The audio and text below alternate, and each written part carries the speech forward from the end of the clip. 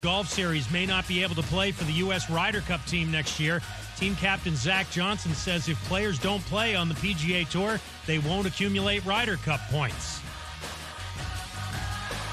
When you're trying to hire, all that searching, screening, and interviewing can become its own job. You need Indeed, the end-to-end hiring solution that makes it easy to attract, interview, and hire quality people. Visit Indeed.com/credit.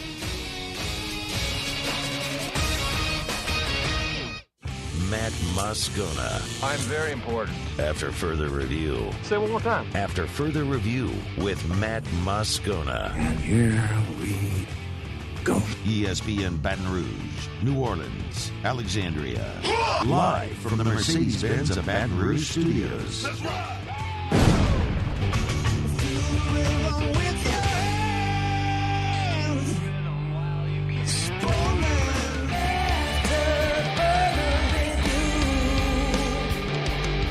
And off we go. Welcome aboard. Glad you're with us.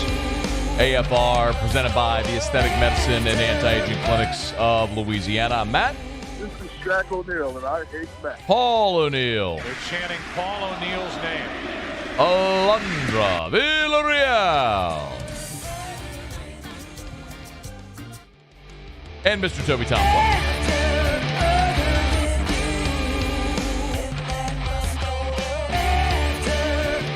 All right, we're here. Glad you are as well. Get out there and make it a good one. Shea Dixon, 1 hour from right now. We got Shea for a full hour to talk recruiting. We'd had that booked for a while, and then this becomes a monumental day with a lot of moving parts and breaking news. But LSU quarterback coach Joe Sloan, 15 minutes from right now. Let's begin, though, with the gigantic news of the day. And I'm not talking about Kevin Durant wanting out of Brooklyn. John Wilner of the San Jose Mercury News, a guy who's been very kind to us here over the years and been on the show many times. He broke this news shortly after noon Central Time. He tweeted, source, USC and UCLA are planning to leave for the Big Ten as early as 2024. The move has not been finalized at the highest levels of power. A short time later, the powers that be, well, I say the powers that be, other reporters around major college football, including our friend Ross Dellinger, who have all sort of been chasing their tail now since this news broke, are saying that this is essentially all but done. Dellinger reported that UCLA and USC's deal with the Big Ten could be done in a matter of days or hours, that according to Dellinger and Sports Illustrated. It's far down the line. The Big Ten is prepared for an announcement. The target year is 2024, so not this year or next, but the following. The schools expressed interest in the Big Ten several months ago. Negotiations escalated over the last few weeks. That's the report there from Ross Dellinger. And one other bit of news here in this report. John Wilner quote tweeted Dellinger there and said, remember when the Big Ten media rights negotiations were supposed to conclude in May and then got delayed with no real explanation? Well, now you know why. There was no sense in the Big Ten negotiating a new media rights deal with the knowledge that USC and UCLA were very likely coming into the league. And there's one more that John Wilner, one more Wilner bomb, I guess we could say, that dropped, citing a source. And why wouldn't you believe John Wilner at this point? He's the guy that broke the news. He said, don't assume the Big Ten is done. So that's where we stand right now. What we have right now is what amounts to a game of chicken with respect to the college football arms race. I think both the SEC and the Big Ten would stop. I think so. I think they'd be content with where they are, but not at the risk of falling behind the other. And that's the problem. The SEC fired the gigantic shot in 2012 when Mike Slive expanded the league with Texas A&M and Missouri, and that set off a giant round of college football expansion then. And we had this big reshuffling, and most everything has stayed level for the decades since. There have been some moves in the lower conferences, but by and large, it's been steady. Until last summer when the SEC shook things up again by adding Texas and Oklahoma. And the contact was initially made by Texas and OU, and the conversation escalated. And clearly the same thing has happened here. So the SEC fired the proactive first shot. And the Big Ten had to respond. And for schools like Southern Cal and UCLA, they're sitting there realizing their conference is continuously falling further behind. The Pac-12 has had, in the playoff era, 2 teams make the college football playoff. Since 2014, only twice has a Pac-12 team made the college football playoff. So Southern Cal and UCLA are looking at it saying, we're falling further behind in this league that's just dragging everybody down. The SEC continues gaining ground. The only league that actually is keeping pace with the SEC financially is the Big Ten. Let's shoot our shot. Look, they added Texas and OU. You want us? And so the Big Ten clearly has said, okay. And so I think the question is, where does it stop? And the answer is easy. You intellectually know the answer. I've told you this for 10 years now. If you've listened to this show for any length of time in the middle of those 10 years. We are headed to one college football. I keep hearing, well, who does the SEC add next? Who cares? Or is it going to be a 16-team league or an 18? Stop it. Like, that may be the interim. Like, that may happen short term.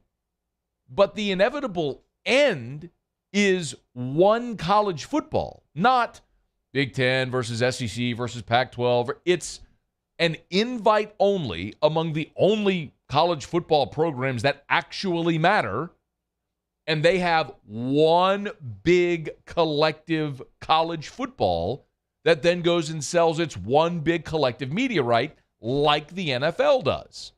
And then you can break down divisions and schedules, however you want, but that's what you're headed for. That's where this has always been headed. Once the genie was out of the bottle or the toothpaste was out of the tube or whatever analogy you want to use, that's always where this was headed. It's just a matter of what are the lily pads the frogs are jumping on to get to that end. This is just the next one. So Southern Cal and UCLA will be part of the Big Ten. Okay. And maybe the Pac-12 and the Big 12 schools combine to try to create some type of power league of what remains. Or, as John Wilner reported, don't assume the Big Ten is done, because now the Big Ten it will be at 16 with the additions of Southern Cal and UCLA, and maybe they're looking to go beyond. What if it's Washington? You get in Seattle. What if it's Oregon? All the Nike money. Okay, then do you think the SEC is going to stand by and say, okay, well, now you can pass us again? No. The SEC in turn will respond, and this is all heading to one inevitable end. And what happens to all the other schools? I don't care. I don't care. You might, if you're a fan of one of those smaller schools, I understand why you care. But I'll repeat something that I've said for years and years and years. This is your own doing. You've been living on credit cards in debt, figuratively speaking. When you are a smaller school, but you insist on playing in the FBS when you don't have a budget that can compete, all you are doing is living off of credit card debt. And eventually you're gonna go bankrupt, and that's what's gonna happen here. I mean, the ULLs and the Texas San Antonios and the Southern Misses and you understand the group, all the group of 5, they're not going to be included in the big boys club. And so they're going to have to go do their own thing. And they're going to not be overspending based on the financial dollars they get by playing a couple of Power 5 non-conference games and getting $1 million to get their ass kicked. And I don't care. So I've said it for years. It's not LSU's job to fund ULM's program. It's not Ohio State's job to fund Ohio U's program. Fans don't care. Fans don't want to see it. That's all a money grab. Well, guess what? The money at this table is going to be next level, to where we can't even conceptualize right now what that's going to look like. But that's where we're headed eventually. So Southern Cal and UCLA will go play in the Big Ten for an indefinite amount of time, and maybe the Big Ten will add more schools, and maybe the SEC in turn will add more schools, and eventually they're going to get to a point where they go, okay, well, why don't we all just join forces together collectively? And that's what's going to happen. You know what's going to be really interesting, though? The reason college football playoff expansion hasn't happened, the SEC pissed everybody off last summer with the Texas-Oklahoma news, and then the Rose Bowl didn't want to leave a traditional date. I got news for you, Kat. Rose Bowl in a completely weakened Pac-12, where the alliance that was created last year among the schools that weren't the SEC is now essentially going to dissolve. Does the Rose Bowl have a single leg to stand on anymore? Does anybody care? I mean, Southern Cal and Ohio State's a conference game now. We'll talk. We'll continue to talk about it. We'd love for your feedback. You can certainly join us if you'd like. We're brought to you by HUDCO Roofing, HUDCORoofing.com. Do business with someone you know. HUDCO Roofing, HUDCORoofing.com. Commercial or residential, even new construction. Roof repairs, roof replacements, from the smallest roof repair to the largest roof replacements. We do it all. You can give us a shout at HUDCORoofing.com. I'm happy to help facilitate. As a matter of fact, yesterday went and I had a client that I sort of facilitated with HUDCO and got their shopping center roof, getting it redone. Happy to help. Matt at HUDCORoofing.com. Email me directly, Matt at HUDCORoofing.com. Louisiana-owned, Louisiana-operated, Louisiana products. It's HUDCO Roofing. HUDCORoofing.com. HUDCO. Do business with someone you know. HUDCO Roofing and HUDCORoofing.com. LSU quarterbacks coach Joe Sloan joins us next. It's AFR. AFR.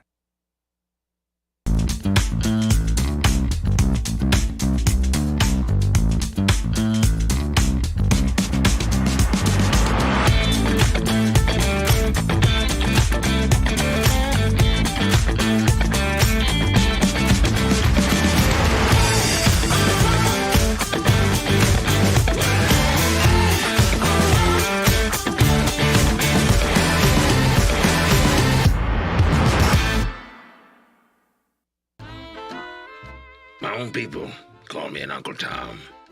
I play music. Been wined and dined by royalty. Trying to bring people together. All people. But regardless of all that kind of stuff, I'm still Louis Armstrong. Here's the man you're waiting for, the king of jazz, Louis Satchmo Armstrong.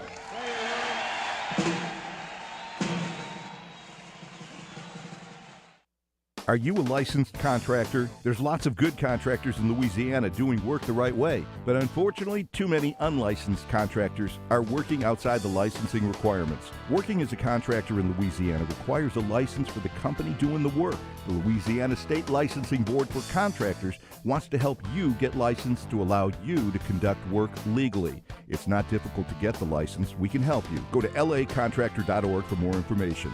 Licensed contractors, it's the law. Gulf Coast Office Products is a nationally recognized Savin office equipment dealer based right here in Louisiana. Over 100 employees strong, Gulf Coast has the boots on the ground to support all vertical markets, from education, engineering, legal, and finance. With the latest in office technology, from desktop to production segment units, Gulf Coast and Savin have the perfect fit for you. Call 225-756-2644. That's 756-2644 for Gulf Coast Office Products.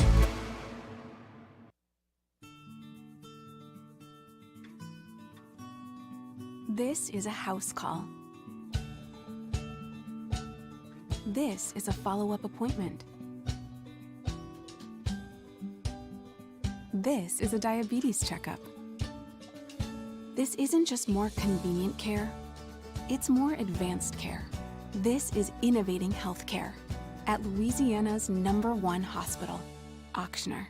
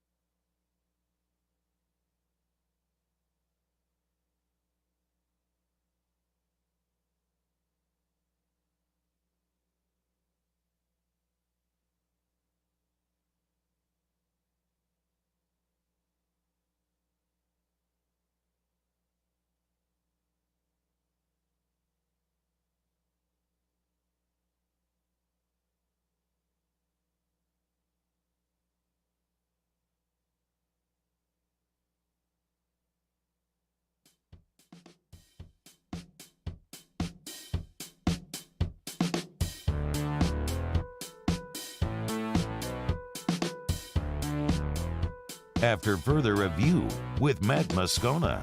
Presented by the Aesthetic Medicine and Anti-Aging Clinics of Louisiana, Baton Rouge, Lafayette, and online at theantiagingclinics.com. ESPN Baton Rouge, New Orleans, Alexandria.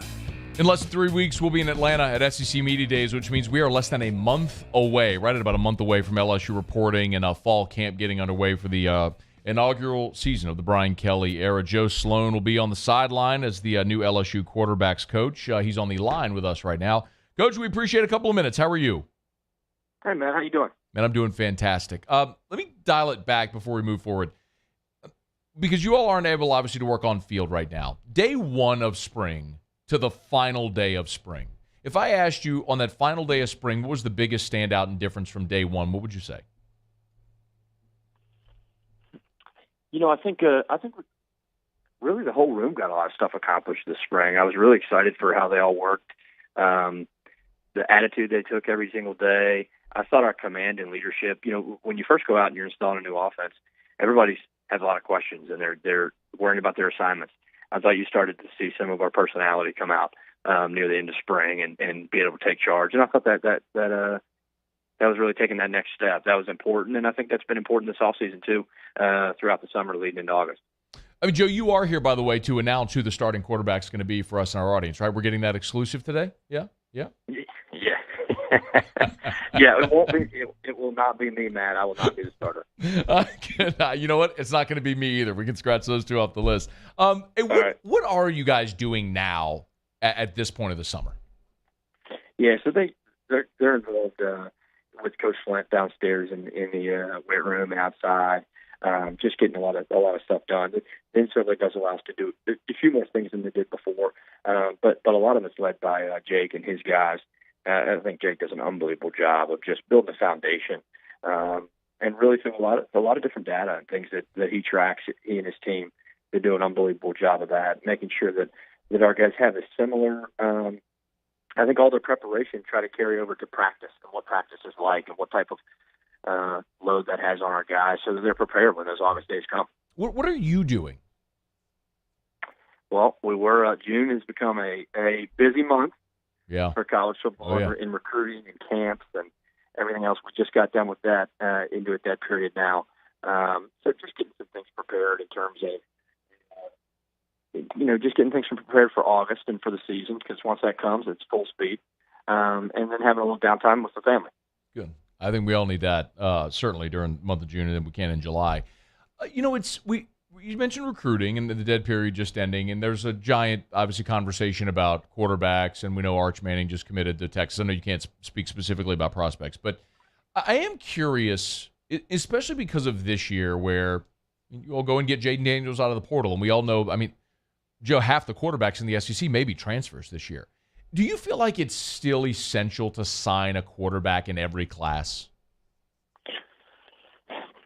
I think really every year as a program, you got to sit down and as a group and evaluate your roster and decide what's best. I think there's probably a lot less structured year-to-year rules than maybe we had in the past that you followed. It's a lot more in terms of evaluating constantly what your roster looks like and what additions you need to make. I think roster management and being able to adjust and adapt is really the new key to college football, just with all the rule changes and everything that's going on in today's world. So I think that's the biggest thing. I don't know that there's a cookie-cutter approach at this point. Is it harder to manage a roster now? Well, luckily, I'm just the quarterback coach, man, so all I got to worry about is that. All right? I understand. I let the smart guys like Coach Kelly, they get to handle that. But, I mean, I do think, just with the new things that are new things that are out there in college football, and it's obviously managing rosters is definitely unique compared to what it was maybe 7 or 8 years ago. Let's talk about your quarterbacks. I want to do a word association, and sometimes this is corny, but sometimes you get good answers from it. I'm going to name your quarterbacks and just tell me the first thing that pops in your mind. I'll just go with seniority. So Miles Brennan. Consistent. Jaden Daniels. Poised. Garrett Nussmeier.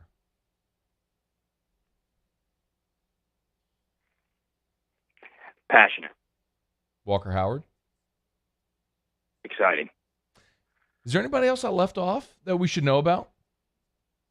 I think right now, I think that obviously those 4 guys are the focus. Yeah. And you see just the foundation, I think, that all those guys laid this spring, and how much better they got, and just their consistent improvement throughout the spring, and really learning and understanding all the depth of the offense that we have. I think that was the biggest thing, and I was really proud of the way they worked and did that, because I think that put themselves in position, each one of them individually to continue to improve through this sort of little off season here we have for the summer as we head into August, which is going to be a critical time for us as a team, but obviously us as the quarterback room. Joe Sloan is our guest, LSU's quarterbacks coach. I did want to ask about Jaden Daniels, because this is something that is LSU fans experience with Joe Burrow, a transfer coming in. I'm not putting that expectation. Please don't misunderstand. I'm just curious, from your perspective, coaching a quarterback. You're new to all of these guys, but not only are you new to all of these guys, but for him, he's brand new to all of this. So what has that transition been like for him showing up? I mean, like a couple of weeks before spring ball and then just having to sprint through it? What's it been like for him? No, I definitely think. I think the timing of it, as you just pointed out, he had to hit the ground running, and I think he was able to lean back on his experience from his time at Arizona State. And Jaden definitely could do that. I think he's really smart. He's calm and collected. So he was able to really adjust and hop in, and like I said, lean on some of the different things that he's done in the past, and learn quickly. So I think he did a nice job of that, and I think as a lot of, not just myself, but a lot of you guys got an opportunity to see this year with Coach Kelly opening up a lot of different practices, that Jaden really was able to, for a guy who only had a couple weeks, like you said, leading into spring, I think he was able to come in, take the offense, and learn it quickly and be able to put some of his skill set to use out there. We also got to see Miles Brennan jet down to the Manning Passing Academy this past weekend. Did you get to go, by the way? Yeah, sadly, we're not allowed. Yeah, okay, I wasn't sure. Yeah. I wish. What a good experience. You talked to him about it, and just some of the different guys he gets to be around, and it's just a unique experience in college football, I think, for those guys. So that was cool for Miles. Joe, what is the rule there? Why aren't the coaches allowed to go and at least observe or participate? Well, just in terms of our camps have to be on our campus, or another collegiate institution and sponsored by that. So that's kind of the new Division I rules. The rules have changed. I'd say they've slightly altered here and there over the last maybe 15 years. And currently that's where we're at with those right now. Yeah. Before you go, the rest of the summer, you mentioned it's a great time right now in the dead period, some family time. What is the next 4 weeks like for you all, internally? I know some coaches will start scouting opponents and some will start looking at game film. What is the next month like for you all with respect to work? No, I think you hit that right there, Matt, in terms of, there's going to be some gathering of information, about our opponents, and then also just preparing in terms of every one of our positions, offensively and as a team, and preparing to make sure that whatever group that you're in charge of, like for me, for example, I speak on the quarterbacks, is that we're prepared to teach the offense to our quarterbacks in August to the best possible way that we can, and that's you're preparing those different materials to do that. I think that's the biggest thing, and then making sure that we understand the opponents that we're getting ready to face here in the beginning, especially the beginning half of the season, where we can make sure we incorporate some of those different little unique things that we need to know going into the first half of August. I think that's the biggest thing. But listen, this whole game's about teaching and preparing yourself to teach the best way, so that our guys can go understand what we're asking them to do and then go execute it. Now, you're an East Carolina guy. Were you watching the Super Regional? I was. I'm sorry. I thought they had it. That exhale sucked so bad. I thought they had it. Oh man! I was having dinner. I was having dinner in Walk-Ons and watching as they gave up the 7-2 lead. Yeah, it was tough. It was tough. I hate it. They have a really good baseball program prideful baseball program, and I know those fans. Coach Godwin, everybody was hoping to get over the hump and get to Omaha, but I know they'll bounce back. But yeah, it seemed like it was really close when it was 7-2. I'm so sorry to just jab a knife in your heart. I didn't know that you were going to have that kind of emotional exile. But Cliff was here. Obviously, I'm sure you know that he was here on the 09 staff before he went to Central Florida and then to East Carolina. So a lot of people here still kind of pull for him as well. Yeah, he's done an unbelievable job up there. He really has. He's really, always a proud program, but I think he really embodies what he's all about. So he's done a great job. He is Joe Sloan, LSU quarterbacks coach, getting a little R&R and well-deserved right now before the grind begins at the end of July and into August. Coach, we appreciate it. Thanks so much for making a few minutes for us. Matt, thanks so much. The guys are working hard. They're getting ready to go. Can't wait for the fall. I think that's a ditto from everybody listening. We appreciate it. We'll catch up down the line. All right. That is Joe Sloan. This is After Further Review. We're glad to have you aboard with us here.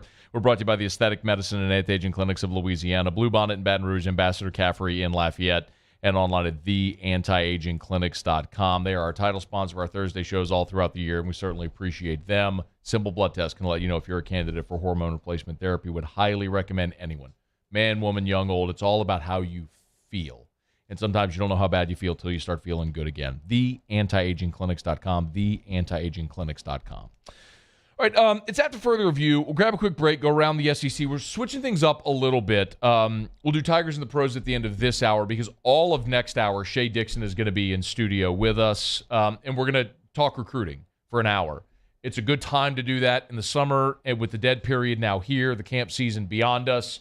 And look, let's just be honest. There's been a pretty significant passion point for a lot of people over the last week.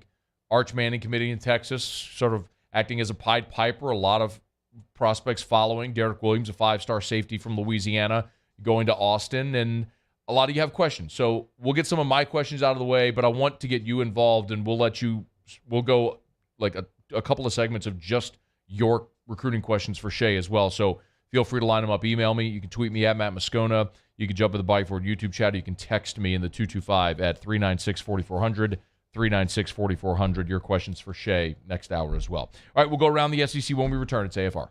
AFR. And I love telling you about Clegg's Nursery. 4 locations in the greater Baton Rouge area. 4th of July weekend is this weekend. So, by the way, they're going to have a massive 4th of July sale at all 4 Clegg's locations. So it's a great time if you've been putting off buying those flowers. You want to add that pop of color to the flower beds or to your patio pots. They got you at Clegg's, and a ton of great sales this weekend. Even all of your garden decor, if it's garden flags or statues or wind chimes, great opportunity to get by Clegg's Nursery. And remember, Clegg's is also partnered with True Value Hardware Store. So anything you'd find at a True Value Hardware Store, you'll also find at Clegg's Nursery. So support a great local business and save yourself some time by shopping for everything in one place. Bypass the big box store and go see our friends at Clegg's Nursery. Seagan near Airline, LA 16 in Denham, Mid-City on Donmore, and the Garden Center on Greenwell Springs. That is Clegg's Nursery. Ask their horticulturists for help. They'd be happy to help you out. Buy local, shop local. It's Clegg's Nursery.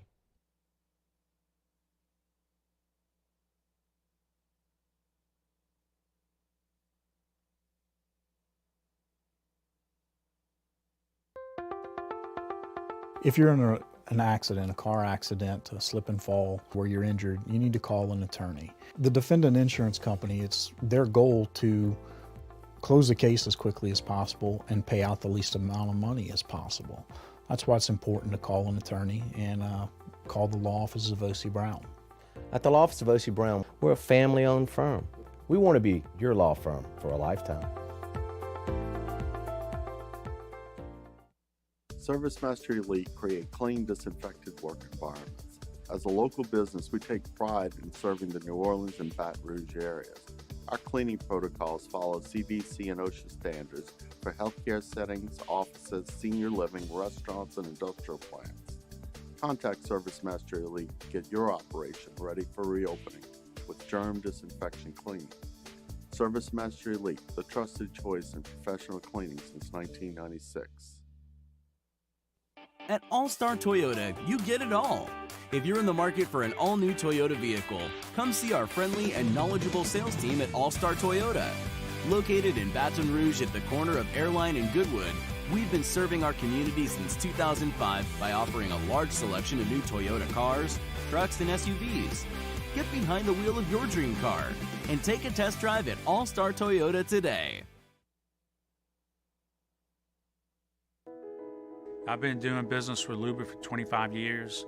They're dependable, trustworthy. It's just the attention to detail with our clients. Our folks have years and years of experience.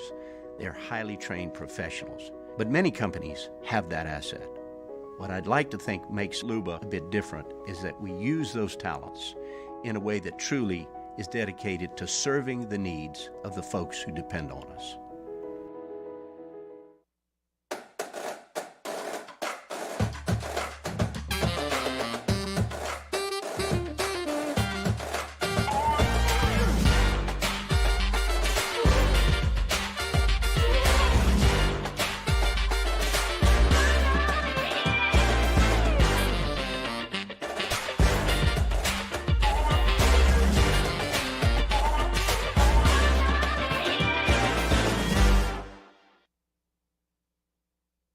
It's no secret. The best oysters in Baton Rouge are at Jolie Pearl Oyster Bar.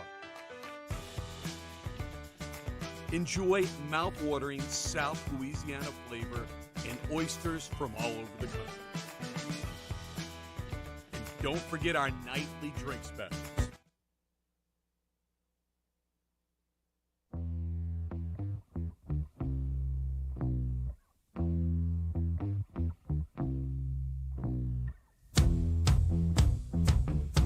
After further review with Matt Moscona, presented by the Aesthetic Medicine and Anti-Aging Clinics of Louisiana, Baton Rouge, Lafayette, and online at theantiagingclinics.com. ESPN Baton Rouge, New Orleans, Alexandria. By the way, we talked about it yesterday that I am going to just blind bet Otterlocks, put a little bit of money in my account.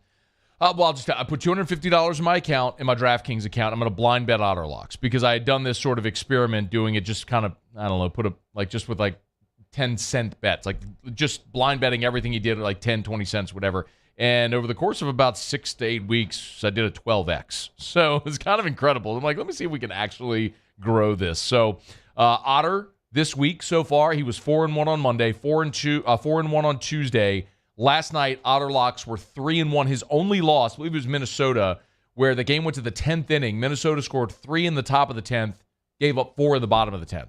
So it was his only loss was a bad beat. Still 11 Otterlocks, 11-3 this week. Like, if you're not paying attention to Otterlocks, I'm not here to tell you what to do or how to spend your money or anything like that, but you kind of need to be paying attention if you're betting, and we all, of course, encourage you to use the DraftKings app.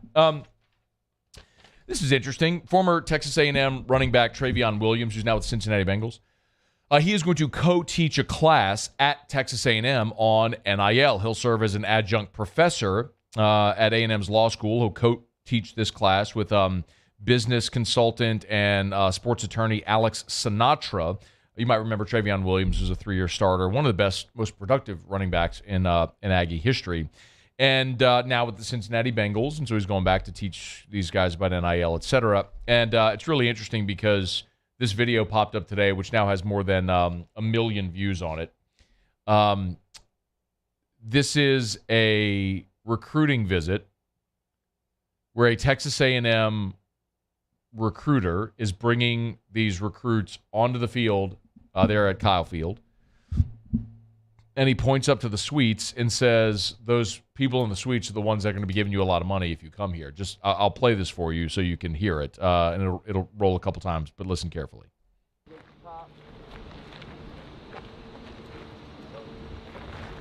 Y'all getting a lot of money from these people behind the suites. Y'all decide to go play. Top. Y'all getting a lot of money from these people behind the suites. Y'all decide to go play. Y'all getting a lot of money from the people in these suites if y'all decide to come play here. Remember, NIL is not supposed to be used as a recruiting inducement. Yet very clearly, there was a recruit who was rolling on his phone. And it's the dumbest thing for the coach because all of the recruits are walking out with their phones out, like filming the stadium, point of view from the field. And there he is saying that it's all recorded. One of them put it up on social media. The video already has over 1 million views. It's at 1.1 million views right now. It's only going to continue to grow from here. But it's a little bit stunning to see that. Not stunning. It's not a stunning revelation because we all assumed that that's what's happening. Well, no, that's what's happening. But it's stunning that the coach would say that with recruits there and phones rolling. So, listen, the NCAA has been clear. And there's no way they can mandate and regulate all of NIL transactions throughout all of the NCAA. They have been clear they're going to go after the most egregious offenders. That's why they went and saw John Ruiz down in Miami and why he's toned down his rhetoric a bit. And they're going to go after Texas A&M as well, which is why it'll be fascinating when Jimbo has to eat his Bro Bible slice bread words, which I didn't cue Alondra on that. But do you have those drops? Okay. No worries. It's my fault. I forgot to tell you about them, but I do love Bro Bible slice bread drops. Do you know where they are? Oh, okay. All right. We'll come back to them. How about that? All right. It's after further review. We're glad to have you aboard with us here. We'll do Tigers and the Pros coming up in about 10 minutes from right now. Right now, let's go around the SEC. Around the SEC, presented by Gulf Coast Office Products. Excellence in imaging solutions.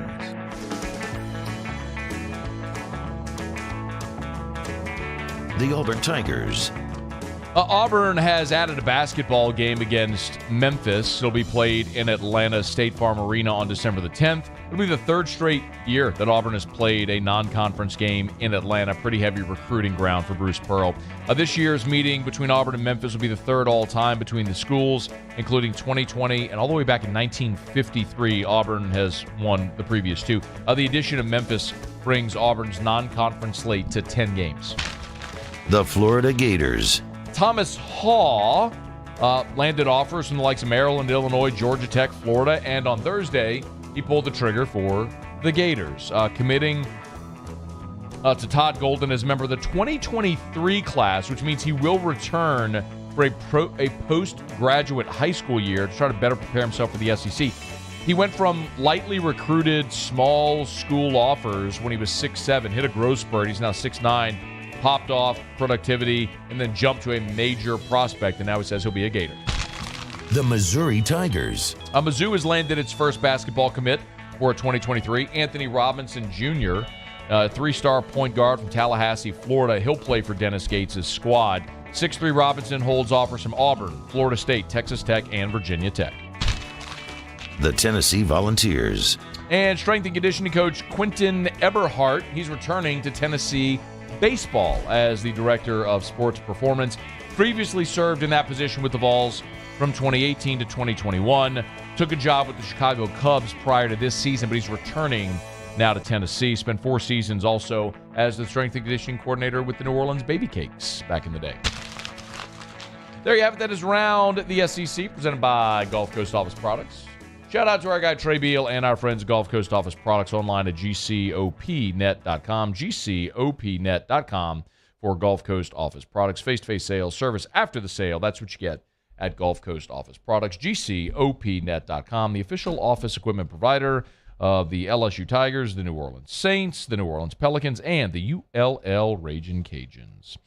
All right, if you missed the start of the show, we did talk about what is the biggest breaking news of the day. Well, there's 2 gigantic stories here in the dog days of summer. Because nothing ever happens in the summer months, right? Kevin Durant wants out of Brooklyn. That's one. He's been given permission to seek a trade. And 2, which is certainly more relevant here, USC and UCLA are reportedly preparing to join the Big Ten. So another gigantic round of realignment is coming. John Wilner of the San Jose Mercury News broke that story, and he's been tweeting since. And Wilner tweeted just about 10 minutes ago, after mentioning that the Big Ten is likely not done with just USC and UCLA.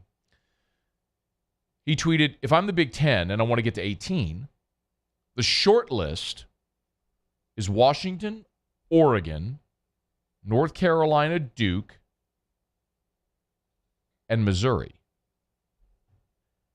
Now, you may roll your eyes and hem and haw, but my suspicion here is that John Wilner wouldn't just throw that against the wall to see if it sticks. This is a guy who clearly was well informed on this story, knew that Southern Cal and UCLA were jumping, apparently knows that the Big Ten isn't done, and my guess is he's also aware of who's on their short list. And the fact that Missouri is there is very interesting. Missouri has never been a fit in the Southeastern Conference. They do fancy themselves as a elite academic institution, which is something that the Big Ten does, in fact, hang its hat on. Don't smirk. It's just a thing that, to some matters, it is still school, after all, sort of. But, and they have gotten no traction whatsoever in having success in the Southeastern Conference. When Gary Pinkel was there, I know they went to a couple of SEC championship games when the SEC East was abysmal. You've obviously seen Georgia emerge, and now we've seen Missouri regress in literally every sport. They're not competitive. So maybe a move to the Big Ten would better suit Missouri. And financially, there's reports that with the addition of USC and UCLA getting the Los Angeles market, the annual revenue among Big Ten teams could exceed $100 million from the conference affiliation. That would be very attractive for anyone, even a school currently in the SEC. So I'm not saying that's going to happen. I'm also saying I understand why it would make sense. We'll follow it. All right, it's after further review. Shea Dixon talking recruiting in 17 minutes from right now. Alondra will have Tigers in the pros when we come back, including a Tiger getting his first big league hit last night. That's next. It's AFR. AFR. Man, I love telling you about Schutz Electric because my experience has been absolutely phenomenal with Schutz Electric. Erica had kind of bugged me for a long time about getting a standby generator for our home when storms hit. And we lose power a lot at our house. Our neighbor has a standby generator, but every time our power would go out, we'd have to pack everything up and go to her parents' house or my parents' house or someone who has power because Drew has a lot of stuff and machinery and medicines that need to be refrigerated. And so we just couldn't be without power. So we finally pulled the trigger, and I could not be more ecstatic. There's another part of this maybe you don't know is there's a lot to the process, permitting and all that sort of stuff with the city, and Schutz handles all of that. It was so easy to work with them. I couldn't be more happy with the level of service we got and, of course, the product. Schutz Electric, CESofLA.com. Home standby generators are affordable. Financing is available. Schutz Electric, CESofLA.com. Gulf Coast Bank and Trust is giving our customers the power to bank anywhere, anytime during this challenging event. And we're right there with you. Our mobile banking app is a smart way to manage your money and time. Gulf Coast Bank and Trust, the bank that cares about you.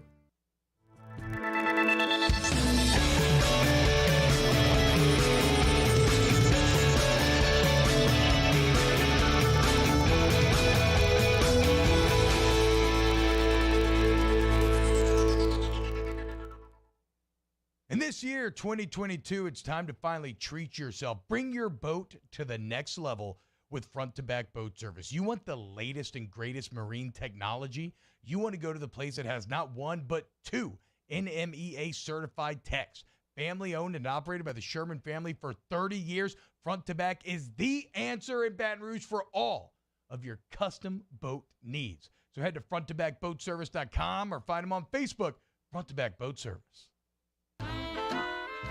My own people call me an Uncle Tom. I play music. Been wined and dined by royalty. Trying to bring people together. All people. But regardless of all that kind of stuff, I'm still Louis Armstrong.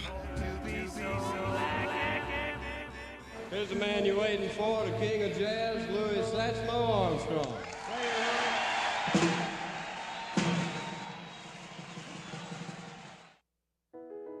I've been doing business with Luba for 25 years. They're dependable, trustworthy. It's just the attention to detail with our clients. Our folks have years and years of experience. They're highly trained professionals, but many companies have that asset. What I'd like to think makes Luba a bit different is that we use those talents in a way that truly is dedicated to serving the needs of the folks who depend on us.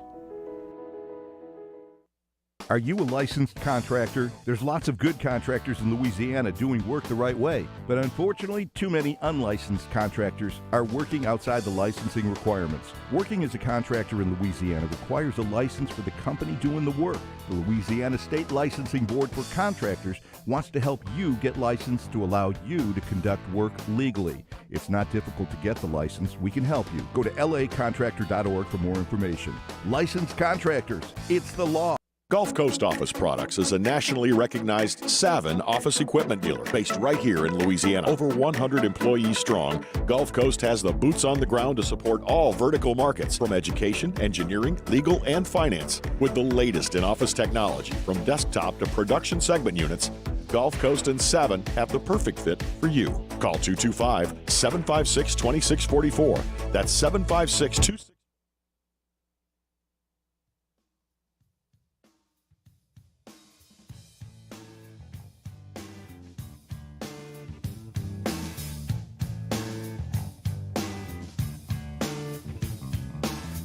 After further review with Matt Moscona, presented by the Aesthetic Medicine and Anti-Aging Clinics of Louisiana, Baton Rouge, Lafayette, and online at theantiagingclinics.com. ESPN Baton Rouge, New Orleans, Alexandria.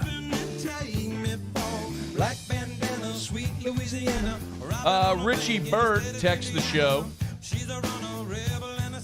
Who wins in a fight? Jimbo's nephew. Sliced bread. Alondra.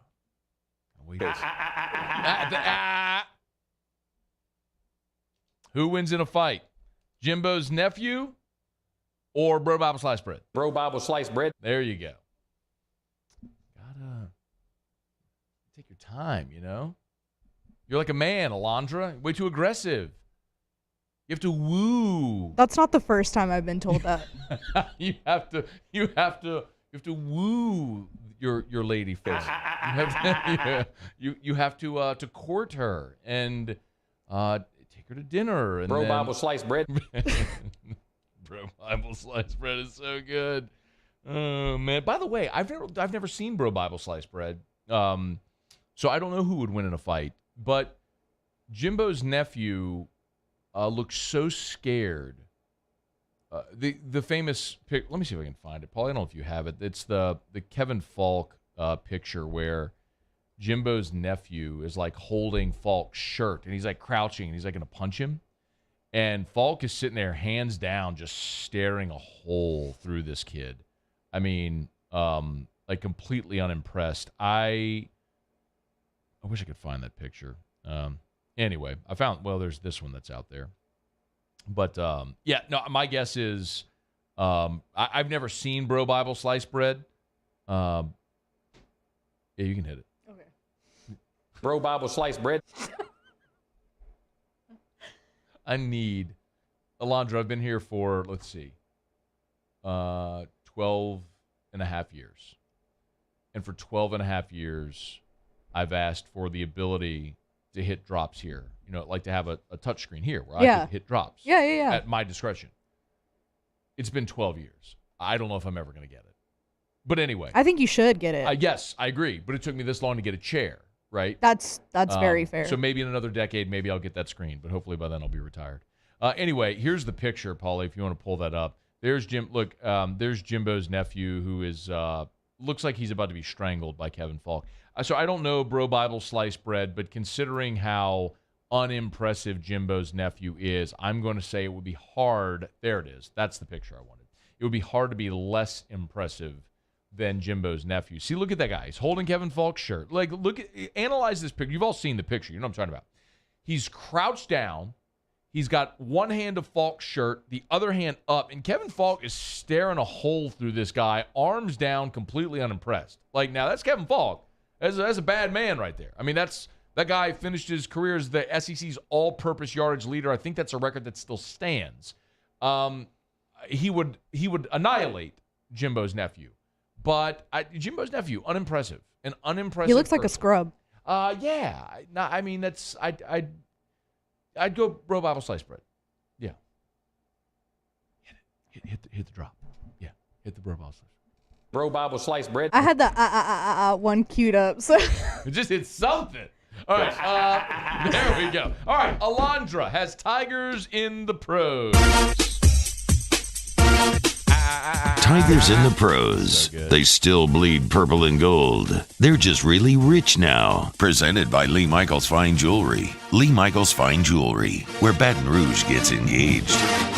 all right, so the other day I mentioned Michael Papierski being picked up by the Reds, and you mentioned it, you teased it earlier. He got his very first MLB hit last night with a line drive to left field in the 7th inning. That would be his only hit, though. He went 1 for 2 last night. Yeah, his other at-bat was a strikeout. He was a late ad. He went into the lineup in the 7th defensively and then got to bat. So it was great to see him, man. I know he got he made his debut earlier this month in San Francisco. A little bit of a whirlwind after he just didn't hit in San Francisco.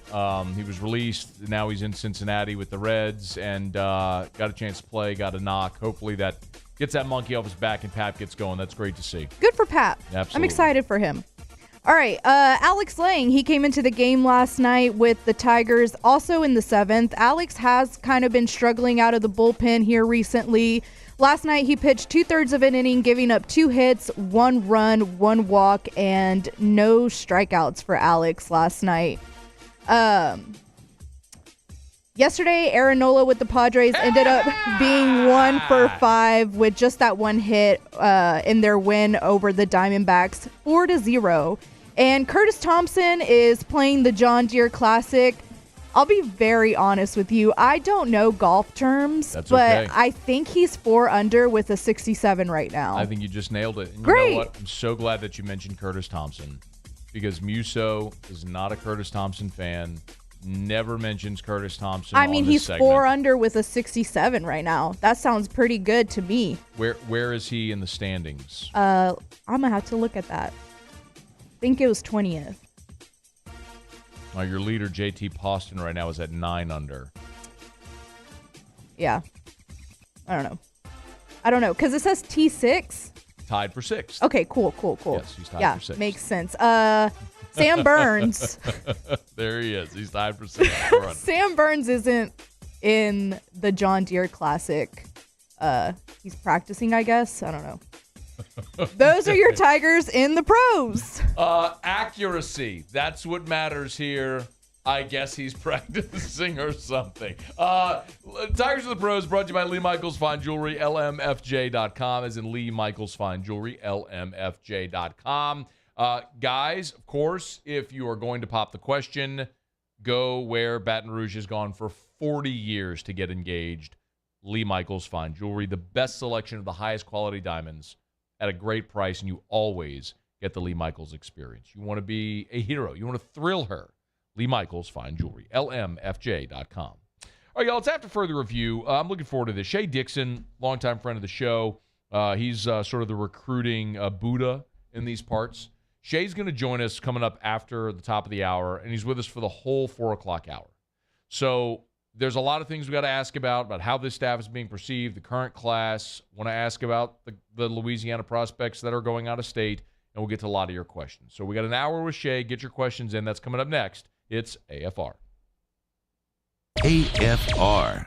Take 60 seconds. Remind you about South Point Volkswagen and SouthPointVW.com. New and certified pre-owned in Baton Rouge and online at SouthPointVW.com. SouthPointVW.com. If you are buying, selling, trading, you can certainly do that at South Point Volkswagen. New or certified pre-owned, South Point Volkswagen. Go to the website. They got their inventory search. They do have inventory on the lot right now. So if you're looking to buy a new vehicle, they do have inventory. Their airline just north of Highland. SouthPointVW.com. That's where you'll find them online. Louisiana's largest volume Volkswagen dealer. And remember, with South Point Volkswagen, not only do you get a great selection, but the customer service is the thing that sets South Point Volkswagen apart and has for many years. You have a great staff there that knows the vehicles, that's going to bend over backward to get the vehicle you want at the best price possible. That's at South Point Volkswagen. Airline just north of Highland. South Point Volkswagen. What's your direction? If you're in an accident, a car accident, a slip and fall where you're injured, you need to call an attorney. The defendant insurance company, it's their goal to close the case as quickly as possible and pay out the least amount of money as possible. That's why it's important to call an attorney and call the law offices of O.C. Brown. At the law office of O.C. Brown, we're a family-owned firm. We want to be your law firm for a lifetime.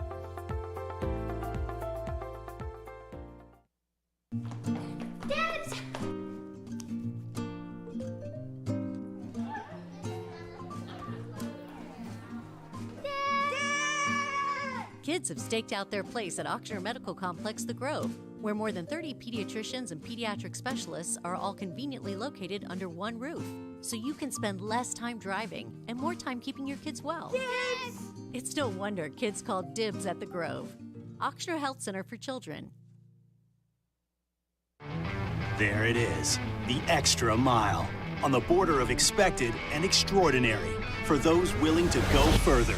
Like vans customized for work or play, with safety and tech to keep you connected. Supported by a 5-star sales, service, and finance team, and backed by the 1-star you know.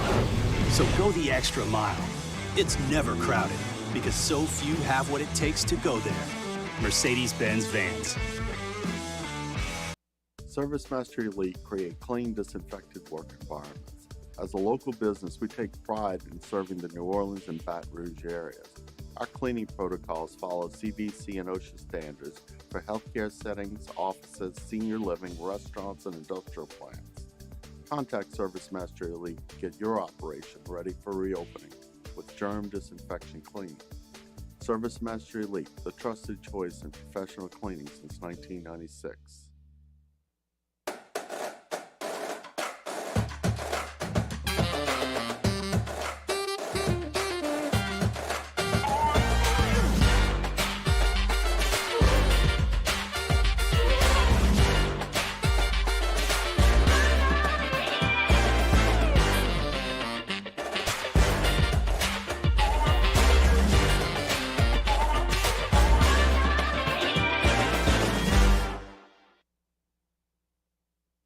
At All-Star Toyota, you get it all.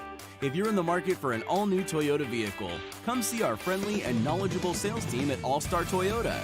Located in Baton Rouge at the corner of Airline and Goodwood, we've been serving our community since 2005 by offering a large selection of new Toyota cars, trucks, and SUVs. Get behind the wheel of your dream car and take a test drive at All-Star Toyota today.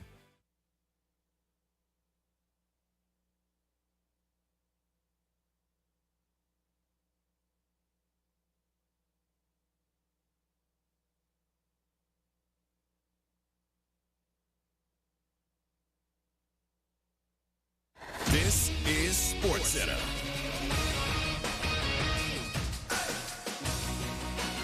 I'm Doug Brown. ESPN's Adrian Wojnarowski reports Kevin Durant has asked the Brooklyn Nets to be traded.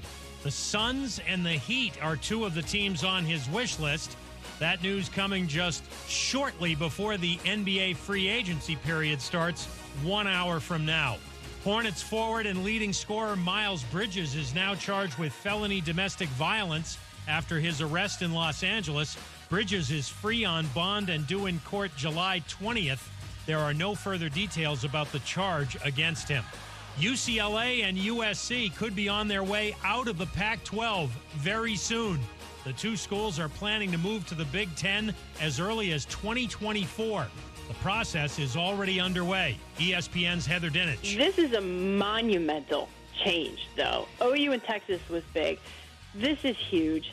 And now you have these two super conferences flexing their muscles and clearly separated from everybody else. Heather Dinich on Canty and Carlin. How would you love a chance to save some money on car insurance? Geico can help. Switch today and see all the ways you could save with great rates and discounts. It's easy. Simply go to geico.com to get a rate quote and get started seeing how much you could save.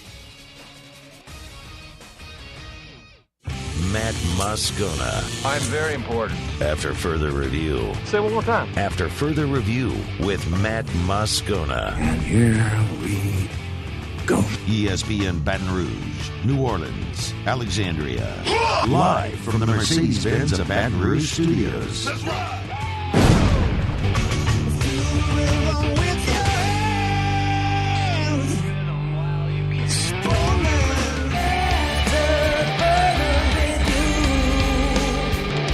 Hour 2, off we go.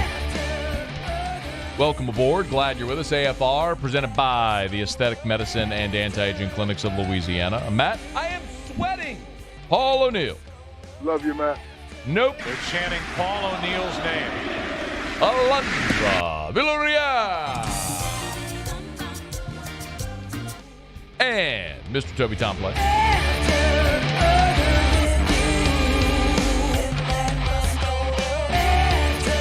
All right, we're here. Glad you are as well. Get out there and make it a good one.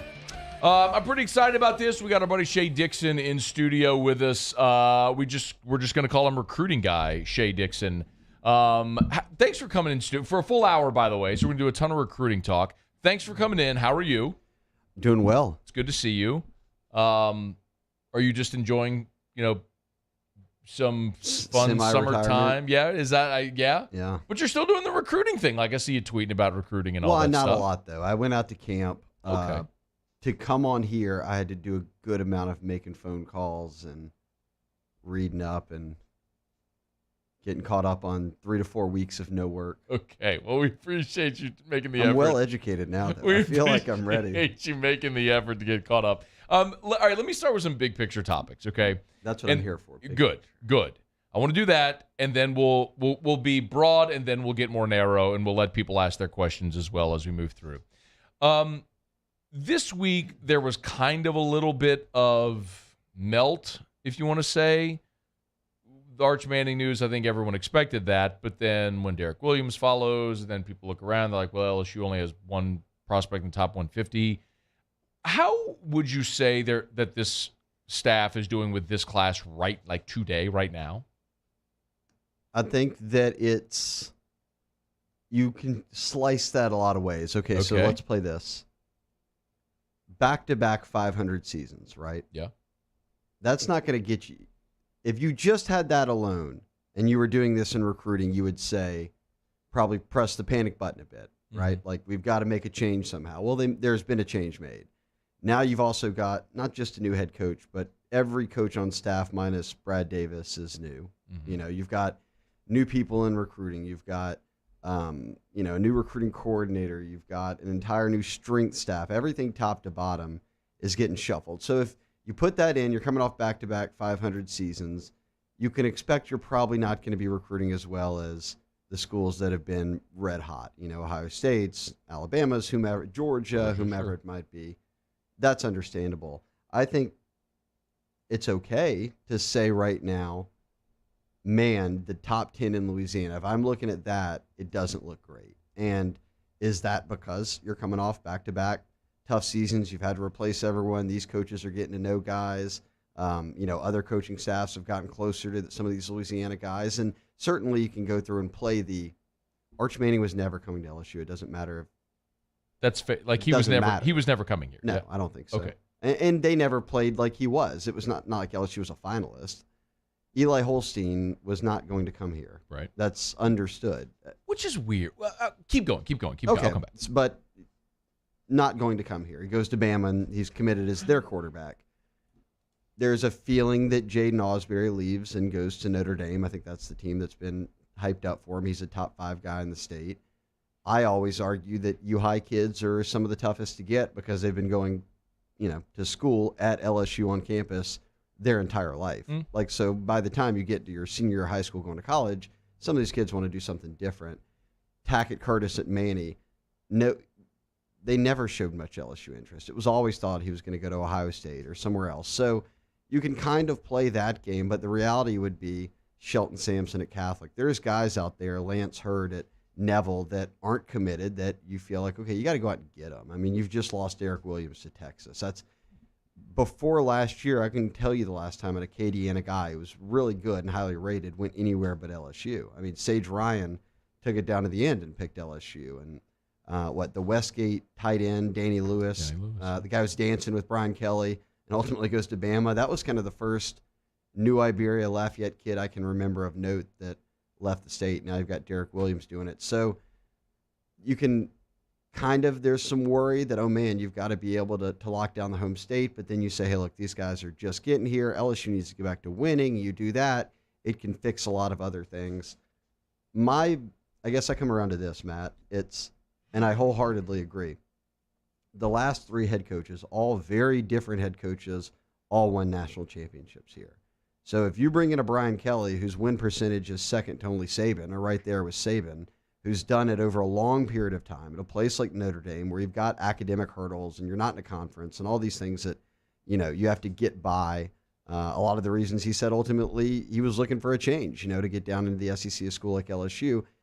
You combine a coach like that with the resources here, all of that, match made in heaven. That kind of guy can win a national championship. But the reality was Nick and Les, and it's way too early to know, but Nick and Les and O, yeah, they all won. But they also, way more often than not, the top 10 in Louisiana all came to LSU. I mean, name me, I said this the other day at a hunt, name me an LSU receiver that you would think was good that's not from Louisiana. Terrence Tolliver, Brandon LaFell, like how far back do I have to go for you to say, oh yeah, there's a guy or two. So even the years of DJ Chark and Russell Gage. Where was Chark from? Alexandria. Alexandria. Okay. So wow. You've got talent here. Eval it, get them. The worry would be is if on signing day this is how it looks, and you've only got 1 or 2 top 10 guys in the state, and that if it continued to look that way, which I think it's way too early to know. We're still 6 months from signing day. So I'm not pressing any panic buttons, but I can completely understand why LSU fans would look at a top 10 and say, man, this doesn't look like what I'm used to seeing. Yeah. There's a whole lot of Bama and Texas and A&M, whoever it might be, kind of in the mix for these guys. So what you just stated is exactly the point that I made. Like, I think to be concerned is fair, but it's way too early to freak out over 100%. anything right now. So why usually when you come out of camp season, you do get a nice windfall of commits. That's fair to say, right? Typically, like this is, I do around the SEC, and it's like every day. It's, well, this kid camped and we committed to Kentucky or whatever. Why do you suspect LSU hasn't had a more profitable, I'd use that with no pun intended at all, camp season? I don't think that's over yet. I think the next week for them is going to be really big. Tomorrow, Jackson Howard, who is a top 100 player, athlete, can play tight end, D end. They like him on the D line. He's announcing his commitment. LSU's out front there. He's a kid from Minnesota, so a top 100 guy. So that could be a domino that drops for him. He's coming off an official visit here recently to LSU, and then on July 4th, there's a bunch of D linemen. Deshaun Womack's a top. Let me see. I think I had a tab pulled up. Top 100 players. Another top 10 edge rusher. Darren Reed out of Georgia is going to announce. That's another top 5 D lineman. Ashton Stamps out of Rummel, who had a big camp and got offered, is going to announce. Jeremiah Stone out in Vegas is going to announce. And those are all guys LSU. Jeremiah Hughes. They're all current 23 guys who, between D line and DB, 2 of them are DBs, a few D linemen. All those guys have announcements coming up, and LSU is considered to be, whether it's the crystal ball or the recruiting machine or whatever you're looking at, right. They're kind of pegged as in it or the front runners. So okay, the wave of good news could come, and that's expected because it's so much different than it used to be. And when I say that, I mean June used to just be camp season, and guys went to camp, you got offered, you committed, whatever happened. Now official visits are happening like in the month of from April through June, or excuse me, May through June. I think LSU was at like 29 official visits. So you're bringing in 4 or 5 guys a week, whether it's midweek or on the weekend, and then those guys visit other schools. So by the end of the month, July is a dead period, it's kind of like, okay, now I'm back home with my family. We're swapping notes on all 4 or 5 of our stops, and now we're ready to commit. So I would consider us still to be in the window of camp season, official visit season, and kind of the dominoes that can fall from there. Shea Dixon is in studio with us for the full hour. When we come back, I do want to talk NIL and how that's affecting this recruiting class, and then we'll get to some specifics. I do have a couple of segments blocked off if you want to ask Shea questions. email me, tweet me at Matt Moscona, jump in the Bayou 4 chat, or text me in the 225. It's 396-4400, 396-4400. Shea's good enough to spend an hour with us. We'll continue next. AFR. As a matter of fact, just about an hour before we came on air, Erica was at home. She had Drew there, couldn't leave, needed a few things. I punched up the Rouse's app and had a few groceries delivered to the house. It was literally that easy. Actually, Erica had Drew at therapy, and they needed some stuff for the house, so I punched up the app, shopped for it. They went and delivered it to the house. So go to Rouses.com, download the Rouses app. It's so easy. There's a delivery and pickup tab right there, so you can figure out exactly how all of that works. But, I mean, sometimes for convenience sake, that matters, and Rouses is there for you at your fingertips. Rouses.com, Rouses.com. Rouses is the official supermarket of the New Orleans Saints. And we got some friends coming over this evening, so we got maybe a few beers, some bottled water, some cookies for the kids, all that good stuff, or dinner itself. You can find it at Rouse's, the official supermarket of the New Orleans Saints. Rouse's, this feels like home.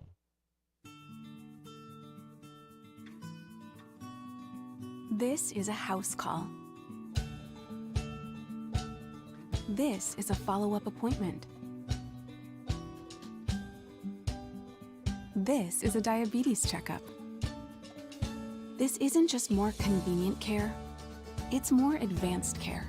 This is innovating healthcare at Louisiana's #1 hospital, Auctioner. It's no secret. The best oysters in Baton Rouge are at Jolie Pearl Oyster Bar.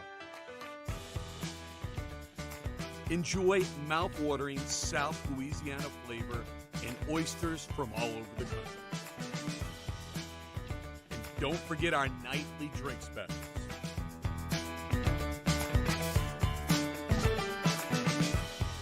Jolie Pearl Oyster Bar, located in downtown Baton Rouge. Eli's always been into grilling. It took us a while to see it, but the signs were there. What are you doing, Eli? I knew grilling was my thing. I have been talking about it throughout my career. Happy with the results? I am. Got the new grill from barbecueguys.com. It performed great. My advice, as I always told my boys, do more of what you were born to do. Barbecue Guys, for those who were born to grill. You want cheese on your burger, Pops? I'll take a little cheese. Crime has serious consequences, but anyone can make a mistake. If you find yourself in trouble with the law, know that you have rights, and it's okay to demand them. The law offices of O.C. Brown are here to protect you and your rights. Felony or misdemeanor, DUI or drug charge.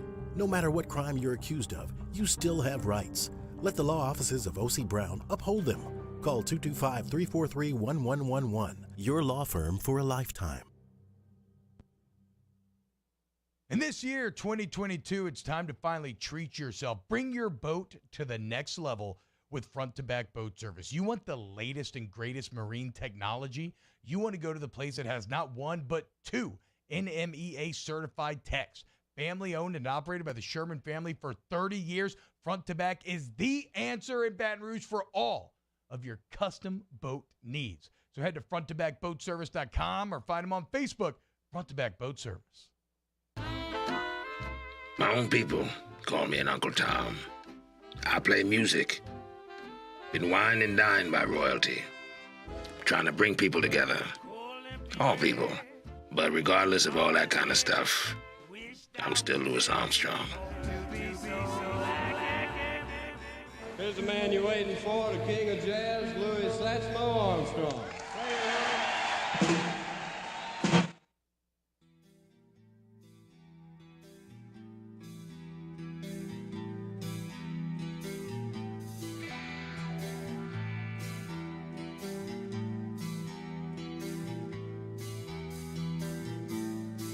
After further review with Matt Moscona, presented by the Aesthetic Medicine and Anti-Aging Clinics of Louisiana, Baton Rouge, Lafayette, and online at theantiagingclinics.com. ESPN Baton Rouge, New Orleans, Alexandria. All right, glad to have Shea Dixon in studio with us here for the hour, talking some recruiting. Let's spend the first segment talking big picture. We said we'll get a little narrow as well, and I do want to we'll get to your questions. So we'll have plenty of time for your questions. So feel free to line them up and we'll get to them. Anything you want to ask Shea about recruiting specific prospects or anything, get to it. We played earlier last hour the video of the Texas A&M assistant on the field, essentially pointing to the suites with these recruits, saying the suites, people in those suites are the ones that are going to be giving you a lot of money if you come to play here. We all know NIL is a part of recruiting. It's an unavoidable part of it. If I were to ask you, someone who's swims in these waters every day, what's your opinion on how big of a deal that is right now? And I'll ask a follow-up, but I'll leave it wide open to start. And my hiatus from work is not a dive into the NIL game. I'm not swimming. No. I'm not swimming too deep in these waters. Okay, wait. So what are we asking? What are we feeling to start? Okay, I'll go a little more specific. Texas was 5-7 last year, and they're pulling a great class. So to say you got to win on the field doesn't exactly correlate. I'm looking at that going, clearly they're spending an NIL to put this class together. Are they? Yeah. I don't know how much. No, I don't think any Arch numbers have ever been put out, but I'd be surprised if Arch Manning was cutting some. Wouldn't you? I would. If he were being paid?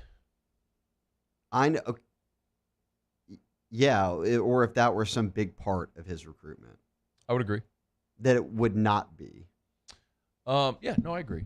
But the other part of it, too, is that Cooper, with the industry he works in, he's been plugged into Texas for a long time. So it wouldn't surprise me necessarily if that's been in the works for a long time. But yeah, I could agree with Arch. I think there's kids out there currently in college, or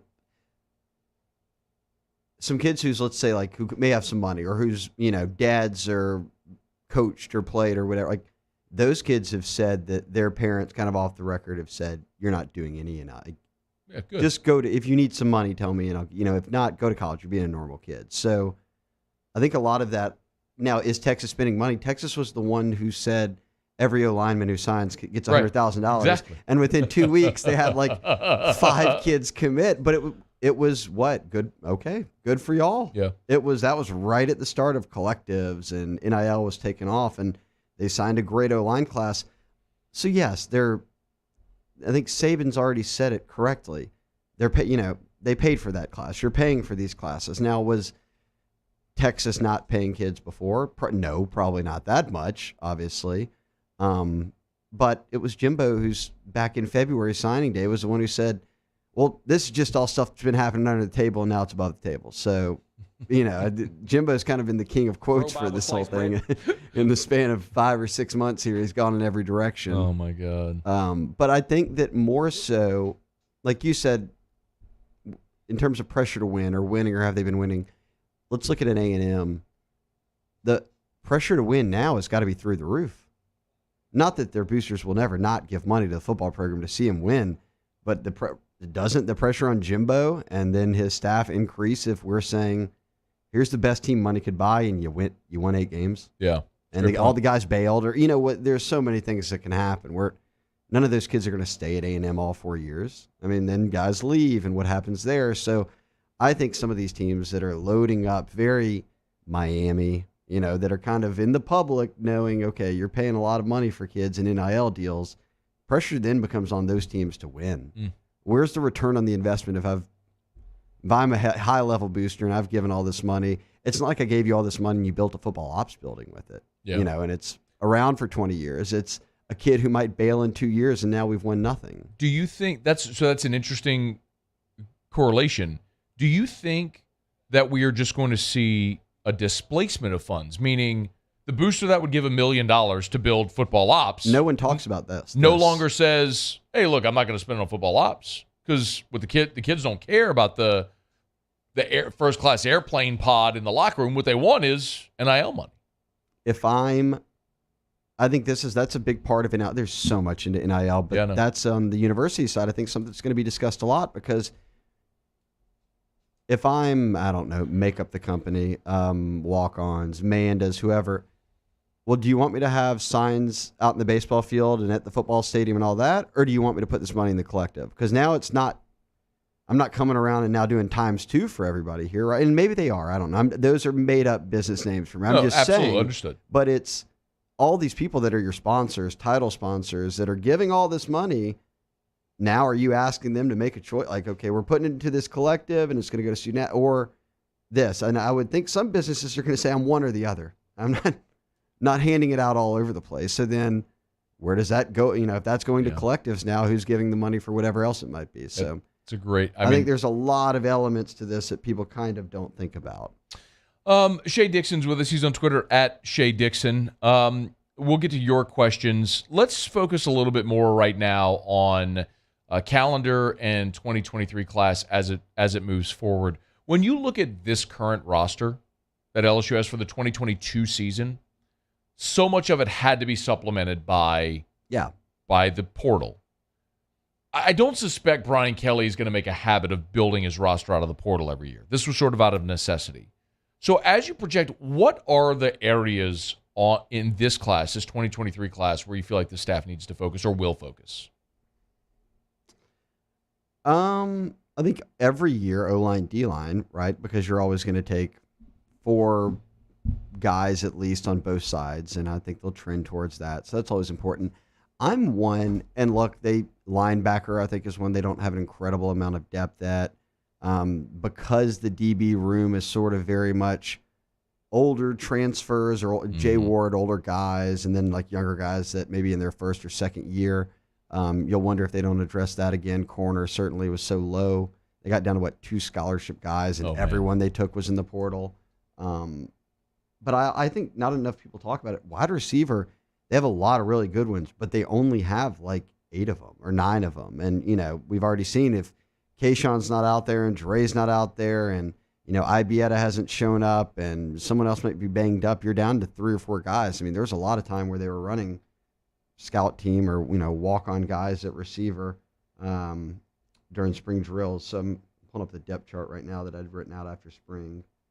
They have 8 receivers on roster. 8 scholarship receivers. 8 scholarship receivers. So that's not a ton. I mean, normally you're at 11, 12, 13, and a lot of them don't ever play, but it's where you're at. So I'd bet that's one position that you're going after. Quarterback, you know, as always, you want to take one. You don't really ever skip. They've kind of addressed special teams recently, so they're good there. I want to ask you about quarterback because I've kind of I've actually talked about this here, and I asked Joe Sloan the question earlier as well. I think it used to be you couldn't skip at quarterback. You couldn't miss a cycle. I point out the year, so they signed Perilou in 2005, missed the next year. When Perilou got booted, your only options were Hatch and redshirt freshman Jarrett Lee. And by options, but he played. Right. Andrew Hatch was starting games. Started the season. North Texas and then Auburn. Got concussed against Auburn, and we saw Lee lead the comeback. But that's what happened whenever you missed a class. You missed a class in 2018, but you went and got Joe Burrow. Because half the league is going to be transfer quarterbacks, do you have to get a quarterback every year? I mean, it feels like you're always going to be able to supplement at that position with a veteran player. No, you don't have to. Well, I guess nowadays you don't have to do. The portal can always be a one-stop shop, especially if it's just like one player, like a position like quarterback that you're only playing one of them. Then you could do that but like Ole Miss would do that back in the dating ourselves here, but remember the Jevin Sneed years and all every year they never even signed a high school quarterback. This was pre-portal days. They would just take JUCO kids or transfers and sit them out a year and just keep rotating. I don't think that's sustainable. Kelly said I think they'd like to get guys, develop them, have them stick around, but again, you can't keep everybody on roster at quarterback. The guys are going to bounce. So I bet the ebbs and flows of your roster and all that determine it. But I would think with how things are set up right now, they should just take a high school quarterback. Like you've got Nussmeier, you've got Howard, you've got Daniels, who's got multiple years. Brennan's a 6-year guy. So I don't see a reason to add another guy that's older into that mix. I'm not saying don't sign a quarterback. No, but you don't have to. But for example, everyone's kind of looking right now. Well, let's talk about the quarterbacks. Jaden Rashada's picked Miami. Dante Moore's the next guy, right? He's the next guy up for LSU. Yeah. Where does LSU stand with him? in it, but I think most people think he's going to end up. He was kind of a Notre Dame lean, and now Oregon seems to be the trendy pick. So I don't think that people are on board betting that LSU gets Rashada or more. Or could they flip Ricky Collins? I think that's where everyone's going to come back around. And right now, who's a stud, by the way. Well, the Elite 11's going on out in California, and the aforementioned guys, Jaden Rashada and Dante Moore are there. Ricky Collins is there. Holstein's there. Basically everyone but Manning. So we'll see kind of how Collins stocks up. Again, it's a throwing competition with one-on-one drills, but we'll see how he looks out there. I don't care what star ranking Ricky Collins is. I think he's a 4-star. He's like the number 12 quarterback in the country. Bro, I saw the kid play. He can play. Like I know. Well, and you don't need him to play next year. Yeah. You've watched enough high school games. I did when I was calling high school every week. I'm no scout. Like I'm not looking at dude's first step, but sometimes you can just look and go, oh yeah, that he's just different. Like he's one of those guys. How long have you called games? I mean, I called Catholic for 9 or 10 seasons. Who does anyone stand out? The best player you saw, Catholic or another team? Geis was. It was unfair. He just didn't carry the ball 30 times a game. If he did, he would have set every record ever. But you had Darius and you had Clyde for 2 years where they overlapped, and Darius was that. It's been a minute now, but he's the one that always just pops right in my mind. He was phenomenal. Mm-hmm. Emory Jones, Clyde was good too. Yeah. Clyde was the first ever freshman to play varsity under Weiner. Freshman never played varsity. Clyde was the first one he ever let do it. Clyde's very first touch ever. First game, they're playing Parkview Baptist. He returned, opening possession, Parkview gets the ball, they go 3 and out, they punt. Clyde returns the punt for a touchdown. It was like, oh, that's why he's playing. I mean, my thing with Clyde was always, I hated him committing to LSU under less because he was not a dot the I, 230-pound Fournette, Geis, Jeremy Hill. He wasn't that style of back. I said he can go to Kentucky and be the best back in the history of Kentucky football. When the best thing that ever happened to Clyde was obviously the Insminger Brady offense. Look what became a first-round draft pick. Yeah, he was phenomenal. He always had that. But Ricky Collins, 100%. You like him? 100%. Like that kid can play. I think to LSU, he's right here. He's committed to Purdue, but he's right here in your backyard. If you're not getting a Jaden Rashada or more, and understandably, you're going to chase the top quarterbacks out there. You have no need not to because they've been recruiting Ricky Collins the whole time too. It's not like he's on the back burner or something. Mm-hmm. I mean, they recruit all these guys pretty equally, and the dominoes fall as they may. But I think now I would have odds-on favorite as he's the guy they're going to ultimately kind of press for. Okay. Shea's with us for a couple more segments. Let me knock out a quick break. When we come back, I want to use the next 2 segments just for your questions. So line them up. Email me, Matt, at 1045ESPN.com. Tweet me at Matt Moscona. Jump in the Bayou 4 chat or text me in the 225-396-4400, 396-4400. It's easy. Comes right to my phone, 396-4400. Your questions for Shea. Next, it's AFR. AFR. Man, I had a great lunch over at Pluckers today, the Nicholson location. Of course, either location, Nicholson or Bluebonnet. You can eat healthy if you want. You have a great lunch. I had a salad. They have a blue cheese club salad, which is phenomenal. That's my go-to over there when I want to eat something light at lunch. But if you want to go watch sports and binge, you can do that as well tonight and every Thursday. All-you-can-eat boneless buffalo bites. Now 28 different award-winning sauces over at Pluckers. So for one low price, order as many of the boneless buffalo bites as you want all night long and make a night of it at Pluckers. Major League Baseball, every out-of-market game you can watch at Pluckers. No matter your favorite sport, whatever it is, they've got it on TV at Pluckers in spectacular high definition. And every single night there's something going on. Tonight, Thursday, all-you-can-eat boneless buffalo bites. Having a party for the 4th of July, they can't help you because they're closed on Monday for the 4th of July. But you can get your party in, your ordering for this weekend if you're partying at the house. Pluckers, dine-in, carry-out, or delivery. You don't like our wings. We'll give you the bird. Gulf Coast Bank and Trust is giving our customers the power to bank anywhere, anytime during this challenging event. And we're right there with you. Our mobile banking app is a smart way to manage your money and time. Gulf Coast Bank and Trust, the bank that cares about you. My own people, Call me an Uncle Tom. I play music. Been wined and dined by royalty. Trying to bring people together. All people. But regardless of all that kind of stuff, I'm still Louis Armstrong. Here's the man you're waiting for, the king of jazz, Louis Armstrong.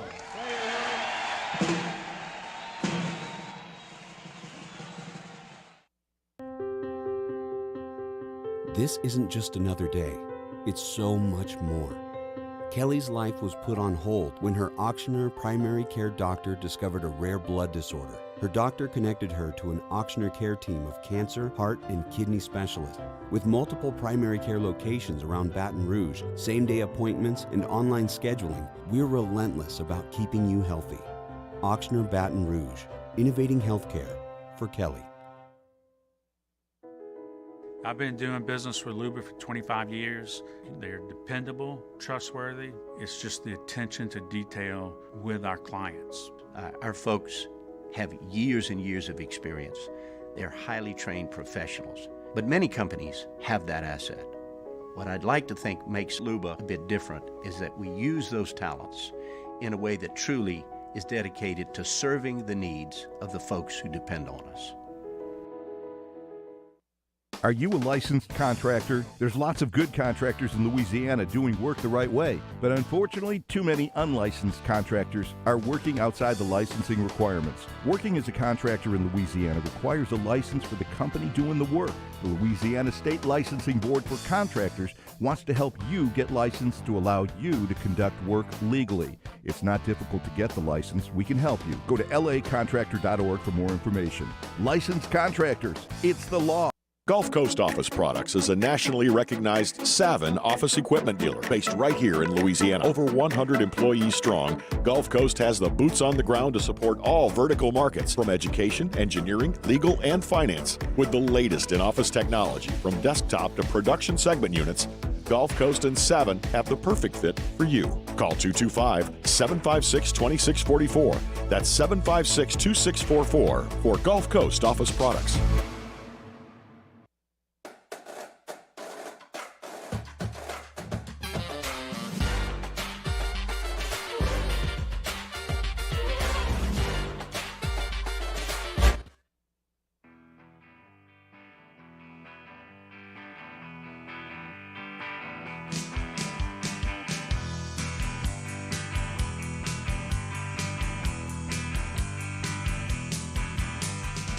After further review with Matt Moscona, presented by the Aesthetic Medicine and Anti-Aging Clinics of Louisiana, Baton Rouge, Lafayette, and online at theantiagingclinics.com. ESPN Baton Rouge, New Orleans, Alexandria. All right, glad to have you aboard with us here. Love telling you about Relief Windows and ReliefWindows.com. Windows, door, siding, Relief Windows, and ReliefWindows.com. 288-8138, 288-8138 for Relief Windows. Remember, energy-efficient replacement windows, beautiful entry doors, hardy plank and vinyl siding. That's Relief Windows and ReliefWindows.com. All right, we're lucky to have Shea Dixon in studio with us for the full hour. We talked some big picture, LSU recruiting, the staff, etc. Got into some nuance, some NIL in the last segment. And I want to spend the next two segments we have with Shea just getting to your question. So if you have a question, fire away. You can tweet us at Matt Moscona. You can jump in the Bayou Ford YouTube chat. You can tweet me or text me in the 225-396-4400, 396-4400, 396-4400. All right, let's get to questions. Elliot Dunham says, is losing Derek Williams a massive deal if we still have King Doherty, Ryan Yates coming in with the addition of Kylan Jackson, hopefully? Well, again, it's not signing day yet. Derek Williams, the kid out of Westgate we talked about, I don't have the rankings pulled up, but I think he's the number 2 safety in the country. Losing the number 2 safety in the country from 30 minutes away from your school's campus is a big deal. No way to slice it. So is it good that they've already got a couple of safeties committed who are talented and highly ranked and have a bunch of offers? Yes. Would it be good to close with more, like another local guy in Kylan Jackson at Zachary? Of course. And if you've written up there, we need 3 safeties, and you've gotten those guys, you feel good about it, but certainly you don't love that Derek Williams isn't sitting on that list. So I would say that LSU's not going to be done recruiting Derek Williams with this long to go to signing day, but Texas is hot right now in terms of the Arch Manning, and I don't know what Newman, Will Randall, another kid on that team, I don't know what he's up to right now, but he had Texas in that group, and now we see Derek Williams. So maybe they try to tap into 3 or 4 Louisiana kids this cycle, but I ultimately think we're too far from signing day to write a consensus top 3 player in Louisiana off. I mean, they're going to keep recruiting them. Okay. This one also says if LSU lands Lance Hurd, Chase Besant, forgive me if I'm missing some of these names, Besantis, Tyree Adams, Jackson Howard, Darren Reed, Joshua Mickens, Deshaun Womack. Is that one of the better trench hauls LSU's ever seen? I wouldn't say ever. They've recruited a lot of D-line classes here that are really good, but this next week or 2 could be very big for them. They would go from no D-line commitments to potentially 3 and kind of then beginning to add more guys who are all top 150, top 100 type players. And I think that's kind of Jamar Cain after a busy spring, really, of hosting guys, official visits. Finally, it's kind of lining up. Okay, let's try to drop these dominoes now. We'll focus on these other guys come fall, whether we bring them in for games or whatever it might be. But Cain, I think, is one of the D-line coach is one of the more interesting ones. And I think we'll see it pay off because out of all the people on staff, excluding, I'd say, I guess, Brian Kelly and Polian's kind of they were at Notre Dame and now here. The point I'm making is, like Joe Sloan, he's recruiting quarterbacks that he was not recruiting at La Tech. Mike Denbrock is recruiting guys that he was not recruiting at Cincinnati. And I could, go down that list. Steeples was in the NFL. Kerry Cooks had been bouncing around. Jamar Cain was Oklahoma's D-line coach. And they recruit all good players too. So I remember when we talked to Cain, they had a media session not long after he got hired, and we were talking about recruiting, and he can't name guys by name, but he can talk about just strategy or whatever. And he said, hey, look, by the summer last year, I had my whole Oklahoma class signed, not signed, but committed. We knew they were in and we were good to go. So I started working on these guys. Well, yeah, I changed jobs and come to LSU, but LSU had already offered them. I'd come right back. Hey, you know me. I was recruiting you to OU. Now I'm recruiting you to LSU. It ain't that big of a difference. It's 2 big schools that, were recently in playoffs. So I think that was kind of a big benefit there. Like your D-line coach was already recruiting all these guys. So I think that'll start to pay off. And my guess would be that when the dust settles from this class, the D-line could probably be the best one. If not, it'll be one of the best position groups of everybody.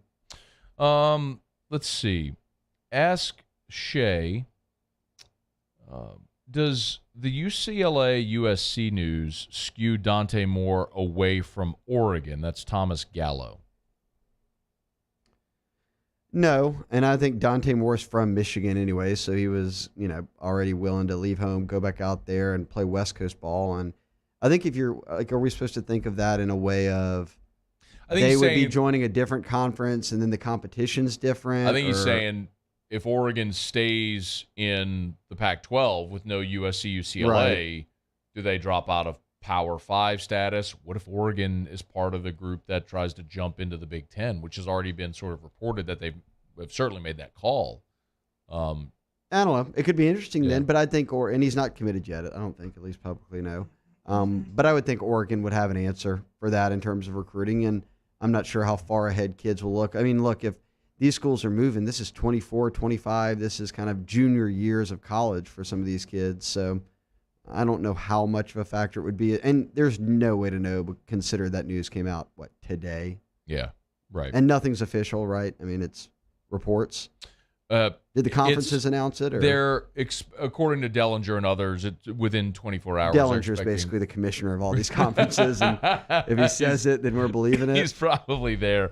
Andy Ortiz said, please ask Shea about Toviano and see if there's a chance there. Is it Javian Toviano? No, I think they didn't really make his list of trimmed down teams whenever he did it. So he's a safety. Give us the background. I'm looking at his another safety out of Texas. A kid, he had come by and made some visits, during the spring. I think like March they had him on campus, but he had put out a top group. I think it was more of... There's his profile right there. A&M, Texas, Michigan, Oklahoma, So I don't think LSU will be in the mix area. But look, I think Kylan Jackson at Zachary is probably a guy to start paying a lot of attention to, especially if Derek Williams is verbally on board elsewhere. Kylan's at other safety in Louisiana that's pretty highly ranked. This is another NIL one again. Shea Dixon's in studio with us answering your questions. Do you think there's booster fatigue among donors because of NIL, getting new coaches over the last 3 years? I think there's probably a lot of booster confusion, as everyone tries to understand where this is going and who's setting market value for these kids. Where are we in a collective? Are we doing this? I'm getting a kid. I'm the owner of a car dealership, and he's gonna, drive around in my cars. But we've seen everything. It's so stupid. I mean, but I don't begrudge anybody getting anything, right? It's just so stupid, like all that part of it. Well, imagine if we're getting fatigued just talking about it. Boosters are getting fatigued dealing with it. And certainly, there's a wide range of what a booster is. These high-level guys are in serious talks with whomever it might be. Is it the school's ADs or whatever kind of compliance rules you got to go around, but figuring out collectives and who's in it and how much are we putting it out and how's it getting dispersed, and all of that can grow tiresome. I'm still in the camp of anything in the world is cyclical. Everyone's back to wearing the clothes you wore 20 years ago or whatever was in style. I think the fad of NIL is going to come around quickly to where we're not doing this every year. We're sitting around wondering well, man, that kid got $9 million. That kid got $11 million. That's the rumors we've got attorneys coming out and saying I represent the kid. Here's what it is. It's $10 million. There's no return on an investment there. Right. I mean, I can remember, it wasn't long ago, we're getting older, when Cam and $250K, and everyone was they paid him $250,000, and then he won a Natty and Heisman, and they're that's a good investment. Good investment. $9 million to a high school kid that's never played. He hasn't even played a senior year of football yet. I know. And that's what we're tossing around here. That's not going to happen forever. And whether that means rules put in place from conferences or the NCAA, which I don't know how much power the NCAA even has anymore over any of this, or head coaches. Is Brian Kelly going to say, a kid comes in his office, I want $10 million? No. Yeah. Market's always there. That puts it into it. Our boosters don't even have to worry about it. You're not getting $9 or $10 million. I'm wondering how quarterback Jaden Rashada, has been talked about, I guess, a lot over the past week, because Florida reportedly offered him. He went to Miami, and they were talking figures of $9, $10, $11 million. When he walks in the quarterback room and he's got Walker Howard and Nussmeier and Jaden Daniels and Brennan sitting there saying, we don't have $9 million. I don't know if Walk-Ons is paying Miles Brennan $9 million, but I don't think so. What does that do for the rest of your locker room? I mean, I've talked to multiple coaches, not just at LSU, who are saying it explodes it. Those kids are going to turn on him. I don't think it's this current climate. No one, I don't think, would say, man, this current climate makes total sense. This is what NIL is all about. When we said kids should get a taste of their name, image, likeness, $10 million for a quarterback is exactly what I was talking about. Joe Burrow got $32 million, and he had played 5 years of college and went number one in the draft. So, no, I think it all comes back around. But we are very much living in this wild, wild west for, I think, the next couple of years until we see regulation. And in that time, booster fatigue will probably be at an all-time high. Yeah. We'll wrap up with Shea when we come back. Some more of your questions with one segment to go. Stick around. It's AFR. AFR. Brought to you by Insurance Network of Louisiana. I tell you every day, better coverage for less money. In this climate, there's so many people right now that are looking for ways to ease their financial burden. Everything costs more. A trip to the grocery store, filling up your car at the gas station.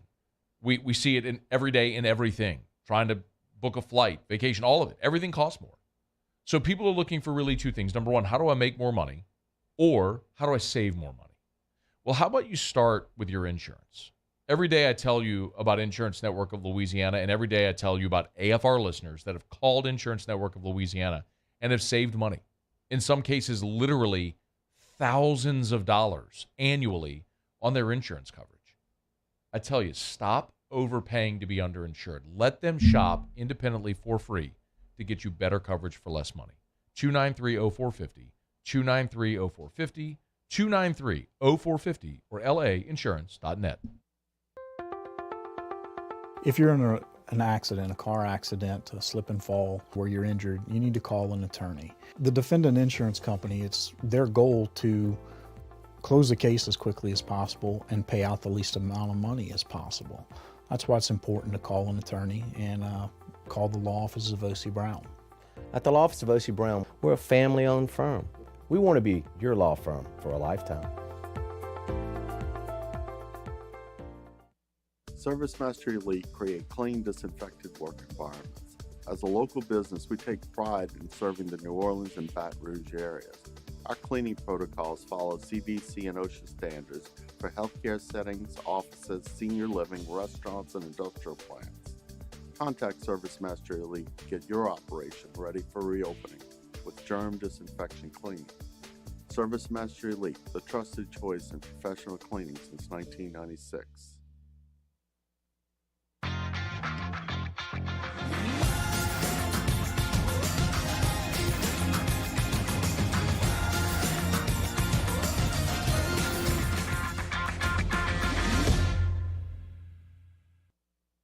At All-Star Toyota, you get it all.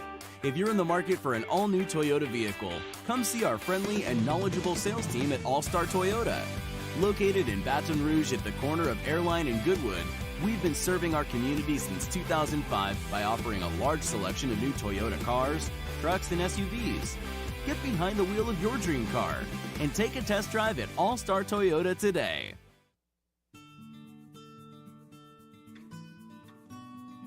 This is a house call. This is a follow-up appointment. This is a diabetes checkup. This isn't just more convenient care, it's more advanced care.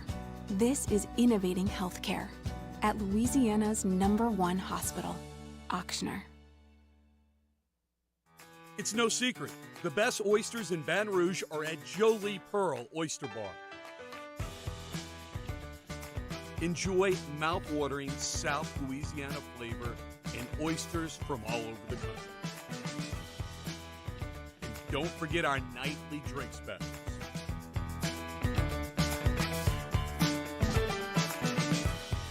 Jolie Pearl Oyster Bar, located in downtown Baton Rouge.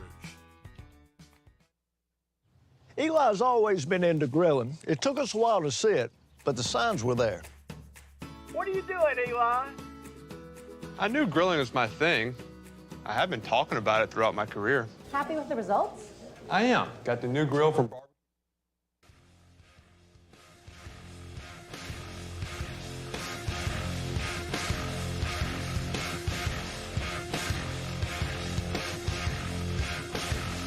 After further review with Matt Moscona, presented by the Aesthetic Medicine and Anti-Aging Clinics of Louisiana, Baton Rouge, Lafayette, and online at theantiagingclinics.com. ESPN Baton Rouge, New Orleans, Alexandria. All right, wrapping up with Shea Dixon, final segment here of hour number 2. We appreciate you for being with us. You'll get your questions in for Shea. Feel free to fire away. Let's get this one in from Joe Laverne, who said, Shea, what do you think of Caleb Jackson, the running back from Liberty Magnet High? Yeah, I think he was just coming off a Bama visit or maybe about to go to one. I think it was just coming off it.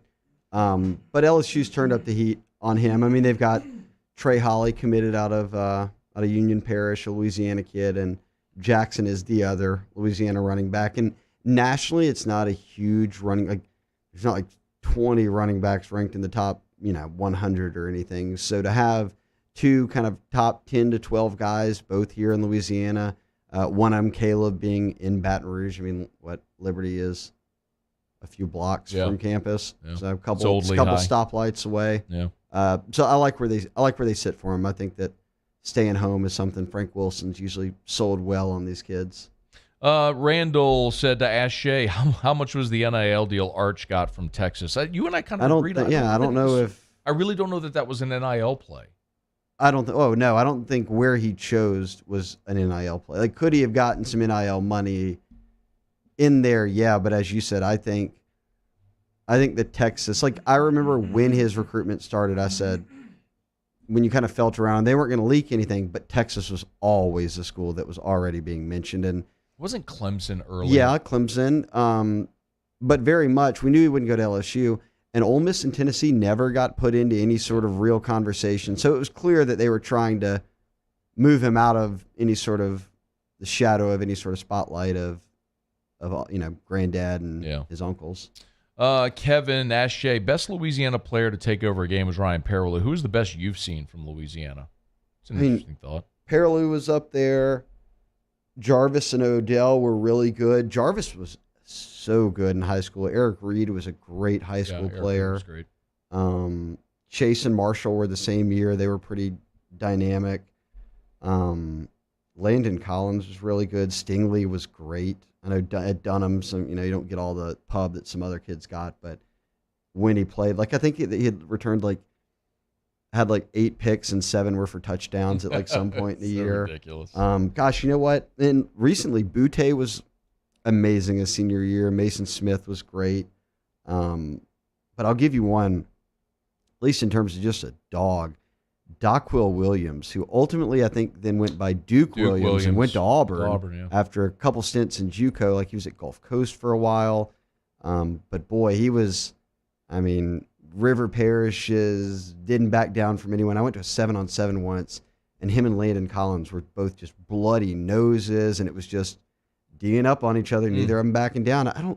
He did a stint in the NFL, but I don't know where he's at. And then he went to CFL for a brief time as well. Yeah, Duke Williams, man. He was physically a stud, but never really worked out for him. Ashe, when does NIL begin affecting coaching salaries? Now. It's going to be, recruiting is now, with the changes at the transfer portal and everything else, literally 365. They're hosting official visitors in January, and then signing day, and then in March and April and May and June, and you're getting July off. So the coach, if I have an option of NFL to college, there's a reason the college guys are, starting to make a good bit, starting to make more and more, because NFL, when the season ends, they let everyone go home. Yeah, you're done. You're done. You ain't worrying about it. If someone wants to re-sign and go somewhere else, that ain't the agents are dealing with that. Front office dealing with that. I'm going home. I don't have to worry about if so-and-so is getting arrested or didn't go to class, let alone into recruiting. So add in NIL and coaches having to say, I just spent 11 months recruiting this kid away from home, and then on the last night, another school bought him. I'm out type thing. Yeah. Let's see if we get in one more. Patrick's asking about the running back from St. Martin's in New Orleans. Who? Say it again? Running back from St. Martin's in New Orleans. Oh, he's a freshman. Oh, man, I'm blanking on his name. He'll be a sophomore. What's St. Martin's? It's a school in Metairie. Okay. That's all I got for you. We can Google it. It's all good. A good 10th grade running back. He was at LSU's camp and did well. Okay. He's already picking up offers. Okay, good for him, man.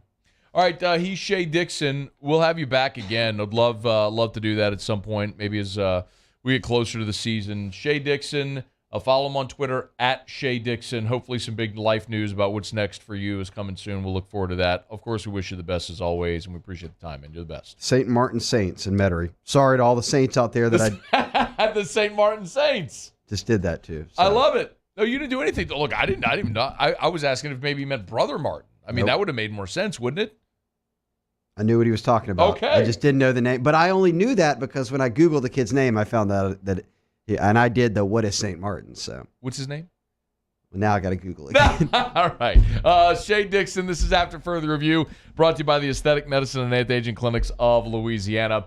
Blue Bonnet, Baton Rouge, Ambassador Caffrey in Lafayette, and online at theantiagingclinics.com. All right, Sportscenter's coming up. We'll get you caught up on national headlines. We'll come back, and we'll dive into what is the gigantic topic of the day, of course, USC, UCLA. They're destined for the Big Ten. Also, Drew Bianco in the transfer portal as well. It's AFR.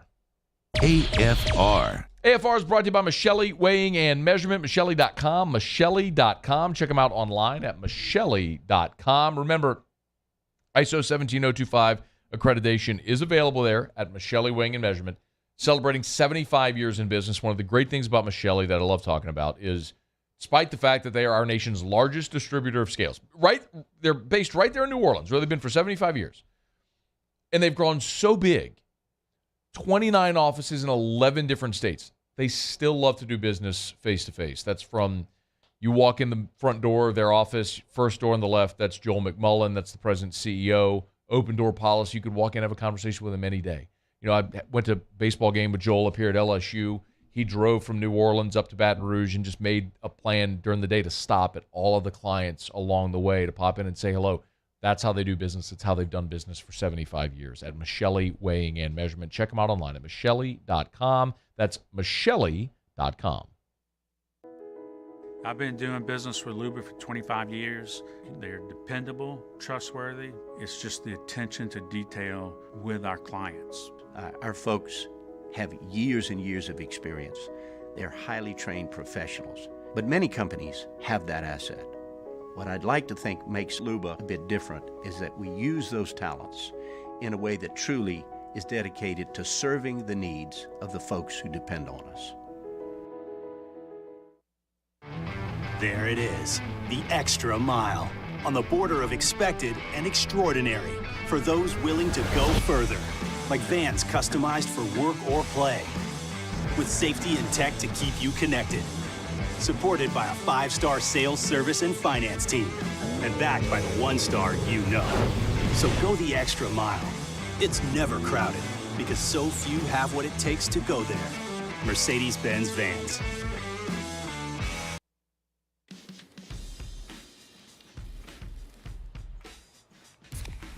Light beer shouldn't taste like water.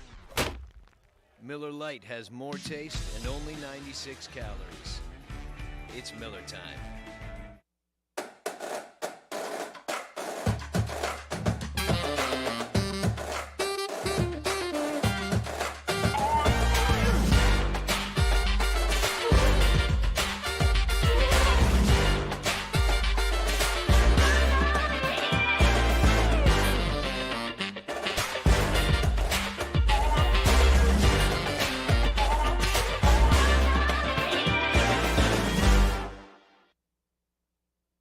And this year, 2022, it's time to finally treat yourself. Bring your boat to the next level with front-to-back boat service. You want the latest and greatest marine technology? You want to go to the place that has not one, but 2 NMEA-certified techs. Family-owned and operated by the Sherman family for 30 years, front-to-back is the answer in Baton Rouge for all of your custom boat needs. So head to fronttobackboatservice.com or find them on Facebook, Front to Back Boat Service. My own people call me an Uncle Tom. I play music. Been wined and dined by royalty. Trying to bring people together. All people. But regardless of all that kind of stuff, I'm still Louis Armstrong. Here's the man you're waiting for, the king of jazz, Louis Armstrong.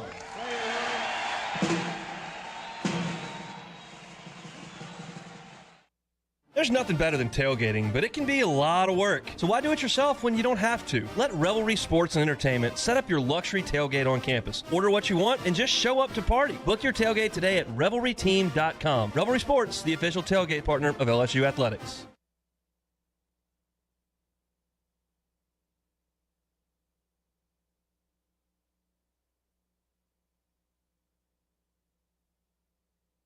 This is Sportscenter. I'm Doug Brown. ESPN's Adrian Wojnarowski reports Kevin Durant wants to be traded away from the Brooklyn Nets.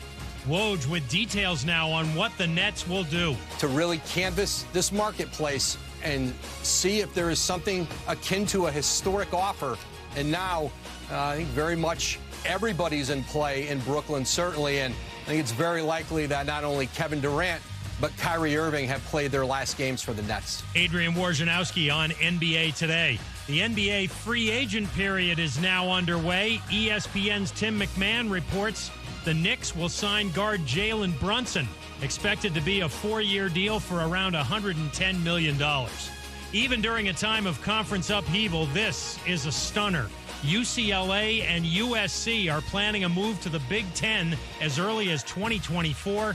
ESPN has learned a Big Ten presidents and chancellors meeting is underway right now to vote on adding those 2 schools. ESPN Radio is presented by Progressive Insurance. Progressive Commercial Insurance can protect your small business with over 30 coverage options, an easy-to-use mobile app, personalized discounts, and more. Get a quote in as little as 6 minutes at progressivecommercial.com. Discounts and coverage selections not available in all states or situations. Matt Moscona. I'm very important. After further review. Say it one more time. After further review with Matt Moscona. And here we go. ESPN Baton Rouge, New Orleans, Alexandria. Live from the Mercedes-Benz of Baton Rouge studios. That's right.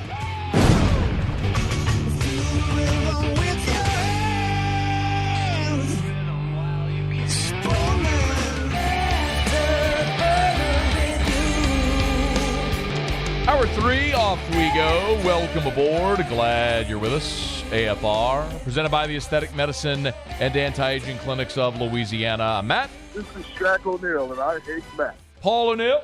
They're chanting Paul O'Neal's name. Alondra Villaria.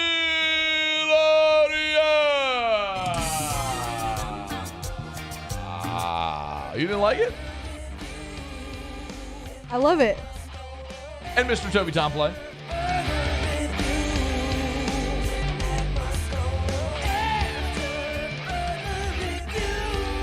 All right, 5 o'clock quitting time. Glad you're driving home with us. We will, in about 10 minutes from right now, revisit the big story of the day because I do want to talk about some of the possibilities, the what-ifs surrounding what is the big story of the day, and that is that UCLA and USC are reportedly headed for the Big Ten, and the Big Ten may not be done. So we'll delve into that in just a second. Haven't yet been able to tackle this today, so let me briefly get into it. It wouldn't be a day here without news about LSU baseball and the transfer portal. So yesterday, the news, of course, was that Thatcher Hurd, the pitcher from UCLA, had committed to LSU today. News that, if you listen to this show, should not be surprising. Drew Bianco has entered the transfer portal. I said it should not be surprising if you listen to the show because it was on June the 10th. It was 3 weeks ago tomorrow. It was Friday during the Riot Radio Hour when Ryan Terrio and Ronnie Rance were in studio together, and we were talking about what the roster would look like next year. We started talking about all the turnover that was inevitably coming, and Ronnie and Ryan said this. So right. I think you're looking at probably a Drost, Safford, Bianco. Bianco. That's right, Bianco. I think Bianco's gonna. They break the curse and he goes and plays for Dad, right? I mean, at this point, One more he's year. gonna go play for Dad. I think so? I think that's happening. One more. Okay. You think or you know that's happening? I'm pretty sure that's happening. Pretty sure that's going to happen? Yeah. That'd be interesting. He goes and plays over at Ole Miss for his final year. Yeah. I would. I mean, if I'm him, that's what I do. Okay. So Terrio and Ronnie basically told you 3 weeks ago this was happening. So pretty clearly, Drew Bianco knew that this was what he was going to do in his final year. It didn't really work out for him this season at LSU. It kind of didn't work out for his career to where he ever really grabbed hold of a starting position. For this season, he hit just 128. We've talked about it plenty. He's a sub-200 hitter for his career at LSU. He struck out a third of his at-bats. It just never really worked out for Drew Bianco to be a consistent contributor at LSU. And kind of what Ryan and Ronnie were talking about a bit was the fact that they thought he'd go sit on the bench next to his dad, might have a coaching future, and so it's an opportunity maybe to get a little bit of a jump start on that. And so that's a great option. I mean, Ole Miss just won a national championship, kind of a little bit of the afterglow next season.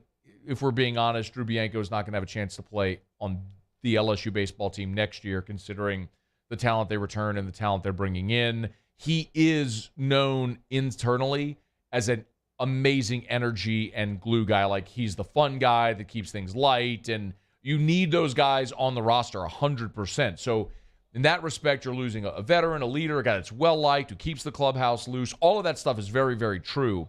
But just if you're talking about on-field production and how valuable these roster spots are going to be for LSU, you just have to look at what your options are going to be. Remember, we've gone through this before, but the rosters dropped from 40 to 35 now that the COVID buffer is eliminated. So you already have to be down 5. I mean, you look at the guys that you assume are going to sign. Obviously, Jacob Berry and Kay Doty and very likely Eric Raiselman and Paul Gervais. You're probably going to lose those guys to the draft this year. There's a handful of guys that their eligibility has expired. And then you look at the guys that are already in the portal. You've got double-digit guys in the portal already. So what will be most interesting for this roster is how many of the guys in this signing class ultimately sign pro contracts when the draft comes. And that's the really weird thing. That's why we don't typically have this much of a news cycle around the baseball offseason. It just typically isn't this busy because usually the draft is earlier and then you have a better sense. The draft happens during Omaha and you have a better sense of what your roster is going to look like already by the time the season ends, the College World Series ends. Now it's different. You're still waiting. And the portal deadline is July 1 to be eligible next year. So you would expect to hear more names of guys going into the portal today. And again, when a player's name, players can file the paperwork to go in the portal, but it may not show up in the portal for a day or 2 days, whatever it may be. So we may still find names may still pop up in the portal in the coming days, guys who maybe have filed today. So we'll keep our eye on that. But Drew Bianco, again, Terrio and Rance told you 3 weeks ago, they let the cat out of the bag, that Drew Bianco was likely going to Ole Miss to play his final season for his dad, and it looks like that's going to happen. That frees up another spot on next year's team for LSU. As for Jay Johnson, he's just going to go keep hitting the portal as hard as he can. If there's really good players he feels can help his team, he'll bring them in, and they'll figure out what to do to make the numbers work throughout fall and then before the season starts next year. All right, it is after further review. Of course, if you want to bet on any of your favorite sports action, you can do so with the DraftKings Sportsbook app. If it's Major League Baseball, if it's futures for college football or the NFL, all of those are up right now at the DraftKings Sportsbook. The other gigantic news of the day today is the Kevin Durant news, that Kevin Durant has requested a trade from the Nets. And his representation has been given the okay to go ahead and start looking for piecing together a possible deal. If you go to the DraftKings Sportsbook app, right here on the front page of the app, you can bet on Kevin Durant's next team. They already have those odds up right now. So download the DraftKings Sportsbook app. Again, download the DraftKings Sportsbook app. And remember, if you use the promo code Baton Rouge, UFC 276 this weekend, UFC 276, bet just $5 on any fight. Bet $5 on any fight if you're a new customer. No matter the result, they're going to give you $100 in free bets. That's if you use the promo code Baton Rouge. So download the DraftKings Sportsbook app. Use the promo code Baton Rouge. Bet just $5 on any UFC fight this weekend. No matter the result, they're going to give you $100 in free bets. That's at the DraftKings Sportsbook app. 21 and older, physically present in Louisiana. Availability varies by parish. Eligibility restrictions apply. See DraftKings.com/sportsbook for full terms and conditions. Licensee partner Golden Nugget, Lake Charles. Gambling problem? Call 1-877-7-STOP. Hey, we told you if you're here for Tigers in the Pros, really cool. Michael Papierski, who's had a little bit of a whirlwind, of course, was drafted by the Houston Astros, spent a long time in their minor league system, was traded to San Francisco, got his call up. The bat he never got a hit during his time and was called up in San Francisco as they're looking for Buster Posey's long-term replacement. He gets let go by San Francisco, and then he gets picked up by the Cincinnati Reds, and he made his debut with the Reds last night and got his first career hit. So tip of the cap to Pap, who defensively is just an undeniable big leaguer. I mean, he can stay in the big leagues for a long, long, long time if he can just hit a little. Just a little. So getting that monkey off his back last night had to feel good. He went, you got a switch hitting catcher. He was from the left side of the plate and punched one into left field, so he went oppo with it for his first base hit. So congrats to Pap, first of what we hope is many, many more to come. And another sort of tip of the cap, if the name Mark Appel sounds familiar, there's good reason. Back in 2012, Mark Appel was the 8th overall pick of the draft by the Pirates, but he didn't sign. And it's so rare. Usually if you're in the top 10 rounds, you're selected because they know you're going to sign. Like you have an agreed-upon deal. Well, Mark Appel was picked by the Pirates, and he ended up not signing. He went back to Stanford. And it served him well because then he became the number 1 overall pick a year later by the Houston Astros. So in 2013, Appel was the number 1 overall pick in the draft. And last night, almost a decade later, he finally made his big league debut. It was just a month shy of his 31st birthday.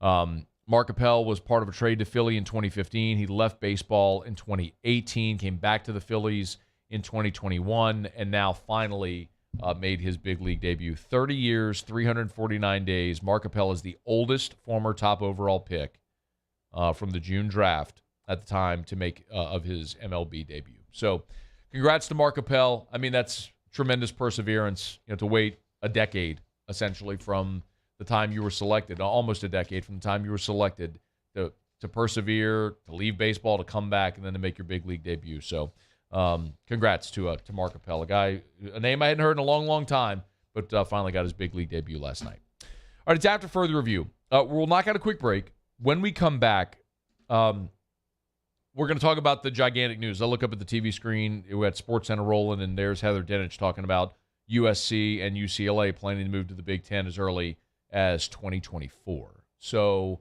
more realignment coming to college football, it would appear, and the other reports are that it's not done with just USC and UCLA in the Big Ten. So what does that mean for the Big Ten, for college football as a whole, and, of course, for the SEC? We'll talk about it next on AFR. AFR. Let me take 60 seconds and remind you about the Baton Rouge General Hospital, expanding healthcare in the Baton Rouge area, brgeneral.org, brgeneral.org. And that's no matter where you are in the Baton Rouge area. Of course, they've got their Bluebonnet campus. They've got the Mid-City location, which during COVID, when our community was in such need, the Baton Rouge General reopened the ER at the Mid-City location to be able to care for the Baton Rouge community. The Ascension Neighborhood Hospital has its emergency room there as well. So Ascension Parish now has your own emergency care. Emergency care has never been closer in Ascension Parish than it is now, thanks to the Baton Rouge General Hospital. And, of course, all of the express care locations around town. That's walk-in urgent care 7 days a week. That's the Baton Rouge General Hospital. Part of the Mayo Clinic Care Network that gives your physician here consultation and access to the experts at the Mayo Clinic at no extra cost to you. brgeneral.org. Gulf Coast Bank and Trust is giving our customers the power to bank anywhere, anytime during this challenging event. And we're right there with you. Our mobile banking app is a smart way to manage your money and time. Gulf Coast Bank and Trust, the bank that cares about you. This isn't just another day. It's so much more. Kelly's life was put on hold when her auctioneer primary care doctor discovered a rare blood disorder. Her doctor connected her to an auctioneer care team of cancer, heart, and kidney specialists. With multiple primary care locations around Baton Rouge, same-day appointments, and online scheduling, we're relentless about keeping you healthy. Auctioneer Baton Rouge, innovating healthcare for Kelly. I've been doing business with Luba for 25 years. They're dependable, trustworthy. It's just the attention to detail with our clients. Our folks have years and years of experience. They're highly trained professionals, but many companies have that asset. What I'd like to think makes Luba a bit different is that we use those talents in a way that truly is dedicated to serving the needs of the folks who depend on us. Are you a licensed contractor? There's lots of good contractors in Louisiana doing work the right way, but unfortunately, too many unlicensed contractors are working outside the licensing requirements. Working as a contractor in Louisiana requires a license for the company doing the work. The Louisiana State Licensing Board for Contractors wants to help you get licensed to allow you to conduct work legally. It's not difficult to get the license. We can help you. Go to lacontractor.org for more information. Licensed contractors, it's the law. Gulf Coast Office Products is a nationally recognized Savin office equipment dealer based right here in Louisiana. Over 100 employees strong, Gulf Coast has the boots on the ground to support all vertical markets from education, engineering, legal, and finance. With the latest in office technology from desktop to production segment units, Gulf Coast and Savin have the perfect fit for you. Call 225-756-2644. That's 756-2644 for Gulf Coast Office Products. If you're in a an accident, a car accident, a slip and fall where you're injured, you need to call an attorney. The defendant insurance company, it's their goal to close the case as quickly as possible and pay out the least amount of money as possible. That's why it's important to call an attorney and call the law offices of O.C. Brown. At the law office of O.C. Brown, we're a family-owned firm. We want to be your law firm for a lifetime.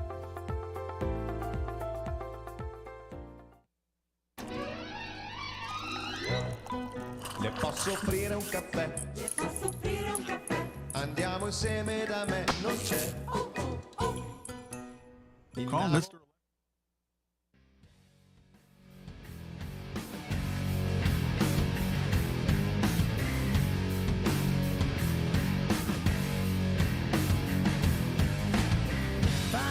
After further review with Matt Moscona, presented by the Aesthetic Medicine and Anti-Aging Clinics of Louisiana, Baton Rouge, Lafayette, and online at theantiagingclinics.com.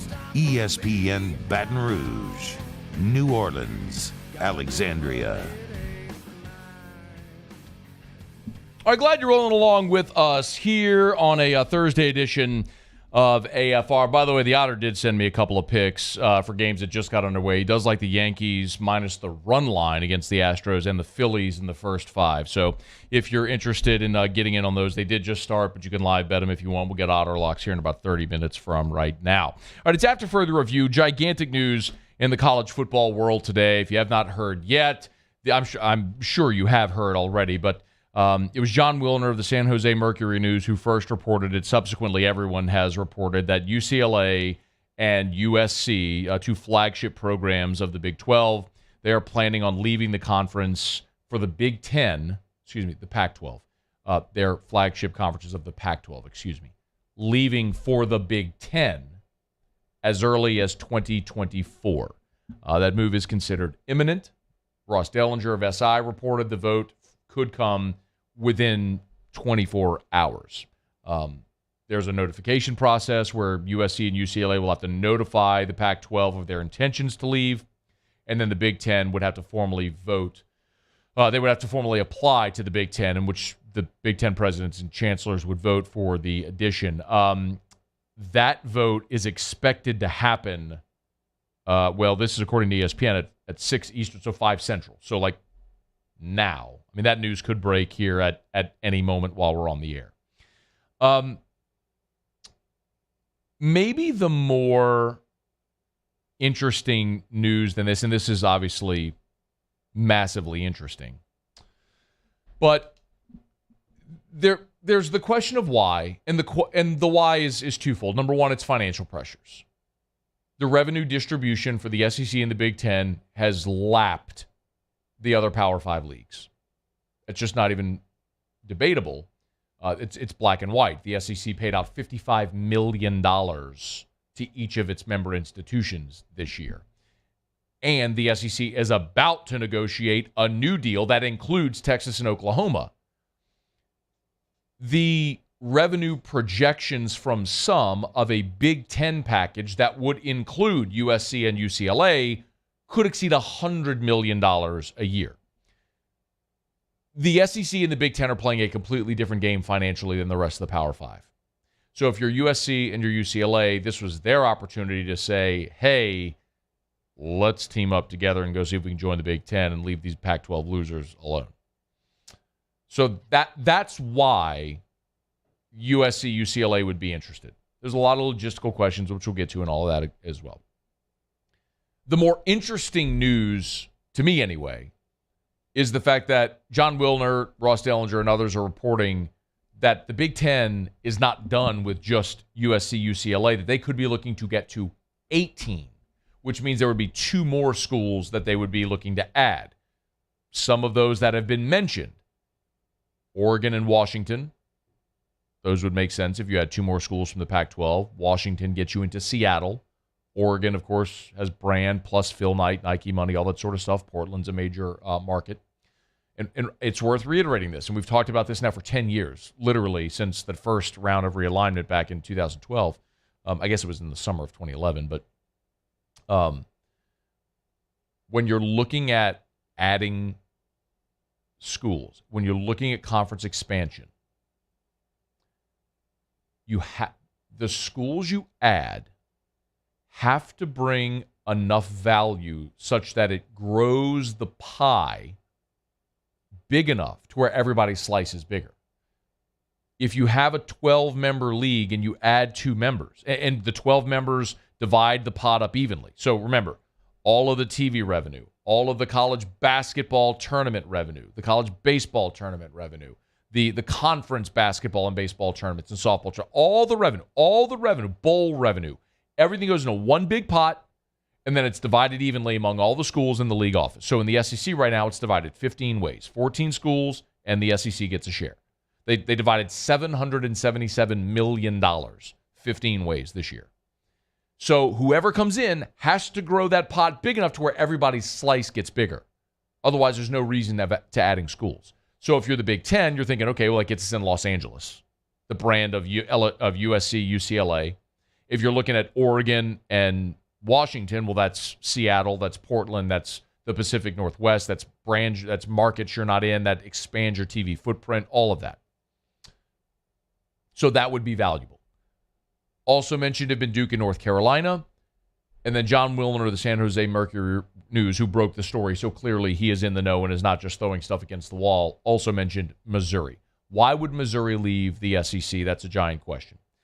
Well, the reason that no school to this point would ever leave the SEC is because financially it would make no sense. There is no other league that is as financially that is as wealthy as the SEC. That's why you wouldn't leave. The Big Ten, with the addition of UCLA and USC, would certainly rival that.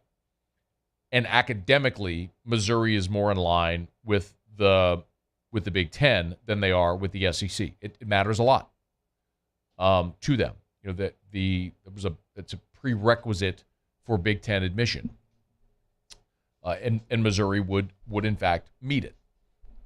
And maybe Missouri could be. It's never worked really in the SEC. They're not a fit culturally. They're not a fit academically. They're not a fit competitively. So maybe the Big Ten would make sense for Missouri. Regardless, adding UCLA and USC is essentially the counterpunch to the SEC adding Texas and Oklahoma. So they're both at 16 at that point. If, in fact, the Big Ten wants to go to 18, the SEC would have to counter. It would just have to. And so then you start asking the questions of what schools would be next. And I hear it all the time. Clemson, Florida State, Miami. I hear it all the time.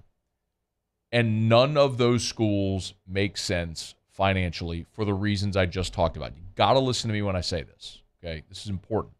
Because when you say that, you're thinking competitively, geographically, culturally, and all that makes sense.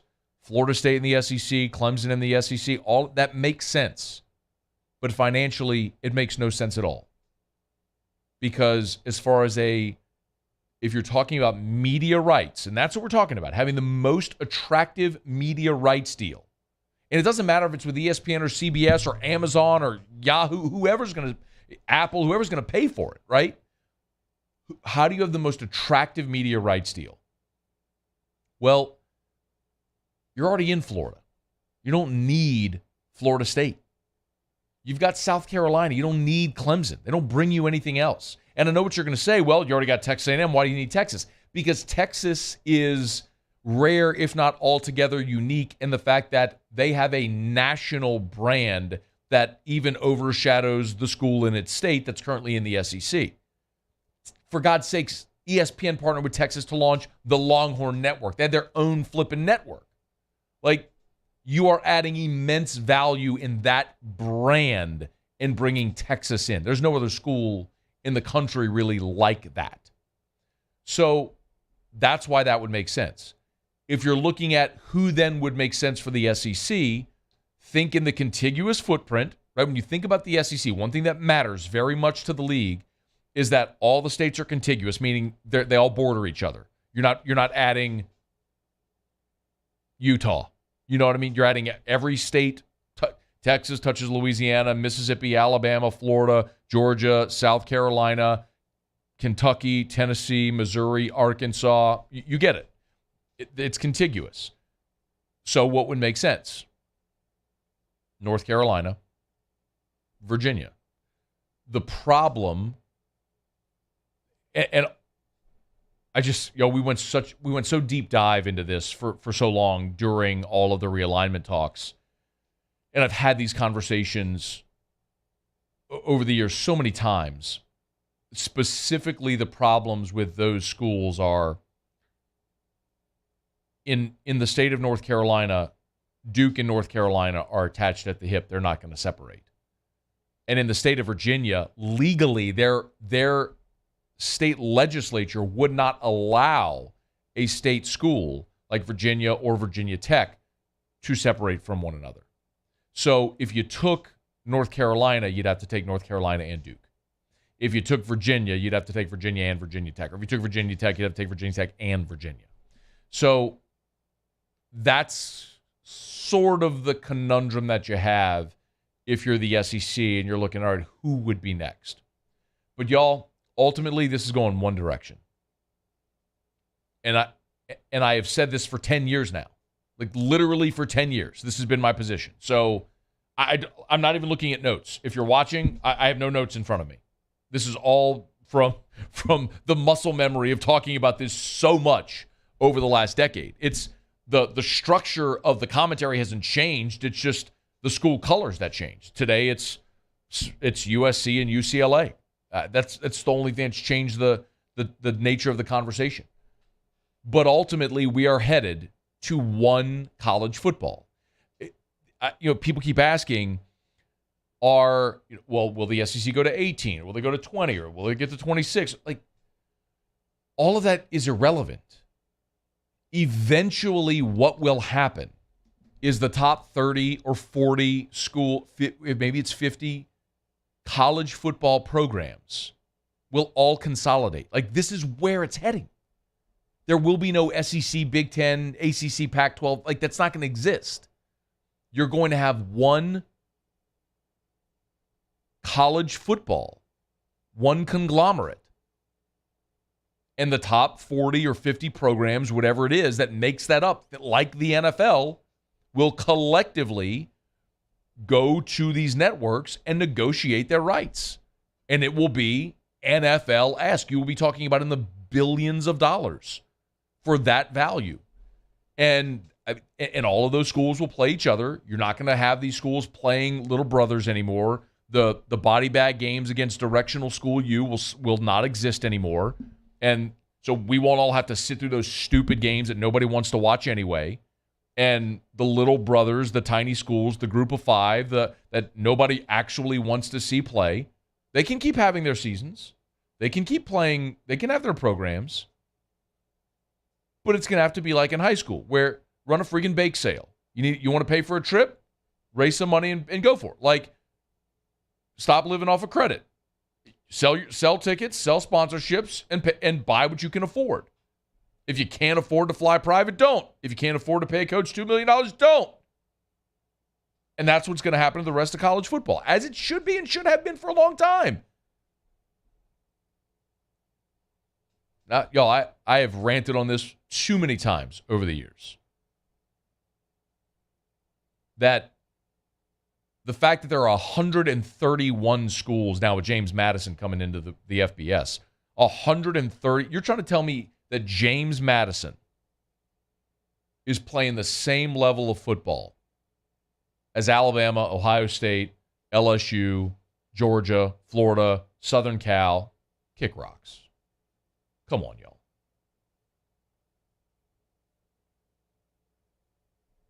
Let the little schools go play their own brand of football and crown their own champion, which would be legitimate for them. And let the big schools that matter, that drive ratings and revenue, all that stuff, let them play their own game, which is going to happen. Today, I'm not saying it's going to happen tomorrow or in 2024 or 2025, but it's going to happen. It's going to happen in my lifetime. And this is just another step toward that inevitability.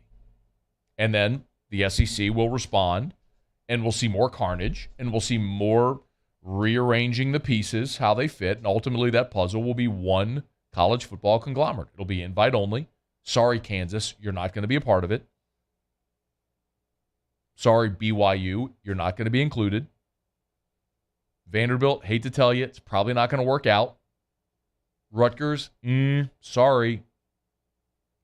Iowa State, really neat season, but you're probably not going to be involved because Ames, Iowa just ain't it. It's going to be the top 40 or 50 schools in the country. LSU will be in it, of course. And we'll all get to watch a much better football product. And I look forward to that day. And this is just another step closer to it. All right, if you want to get in, you can. We're brought to you by Shaw Bills Tire and Auto Service. ShawBillsTire.com. 4th of July weekend, y'all. 4th of July, of course, is Monday. Maybe you're getting out of town for 4th of July weekend. Got some relatives, actually, that took off today, driving across the country for a little family vacation.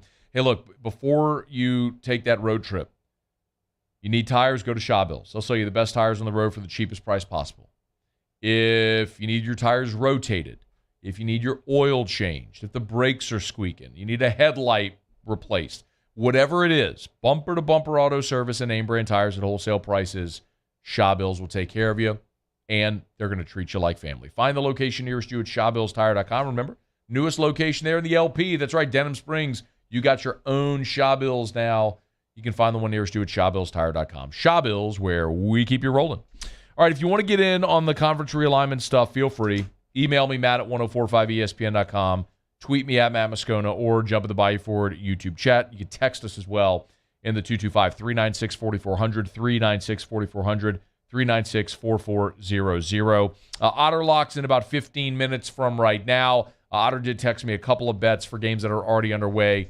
He likes the Yankees minus the run line and the Phillies first 5. So if you want to go, I don't know what the odds are right now, but if you want to go live bet those, you can. Those are 2 of Otter's picks. And we'll get the rest of Otter locks coming up here in about 15 minutes from right now.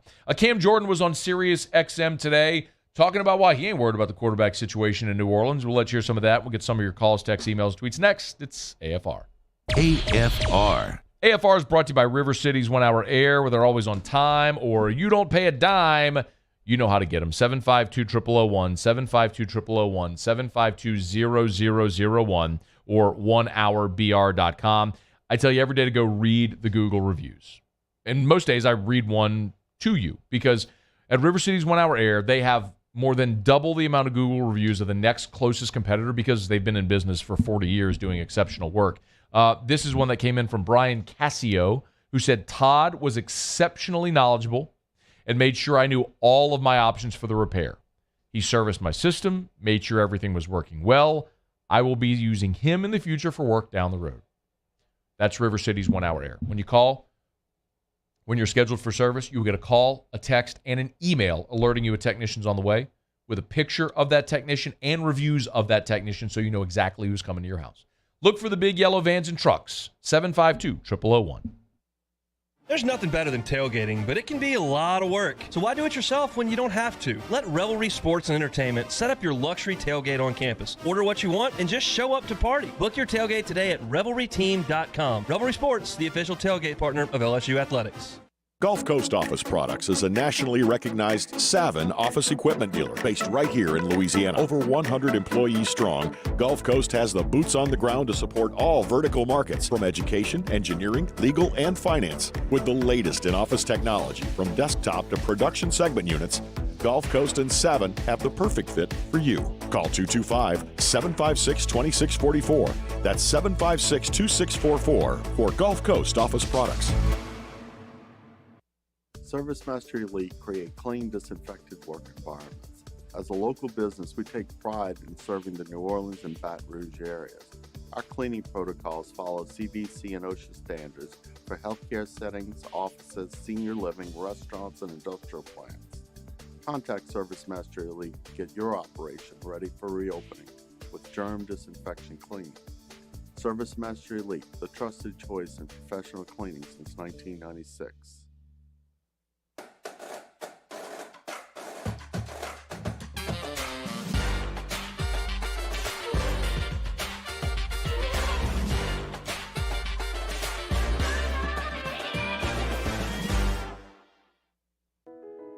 I've been doing business with Luba for 25 years. They're dependable, trustworthy. It's just the attention to detail with our clients. Our folks have years and years of experience. They're highly trained professionals. But many companies have that asset. What I'd like to think makes Luba a bit different is that we use those talents in a way that truly is dedicated to serving the needs of the folks who depend on us. At All-Star Toyota, you get it all. If you're in the market for an all-new Toyota vehicle, come see our friendly and knowledgeable sales team at All-Star Toyota. Located in Baton Rouge at the corner of Airline and Goodwood, we've been serving our community since 2005 by offering a large selection of new Toyota cars, trucks, and SUVs. Get behind the wheel of your dream car and take a test drive at All-Star Toyota today.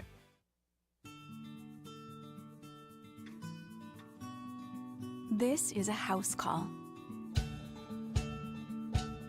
This is a follow-up appointment.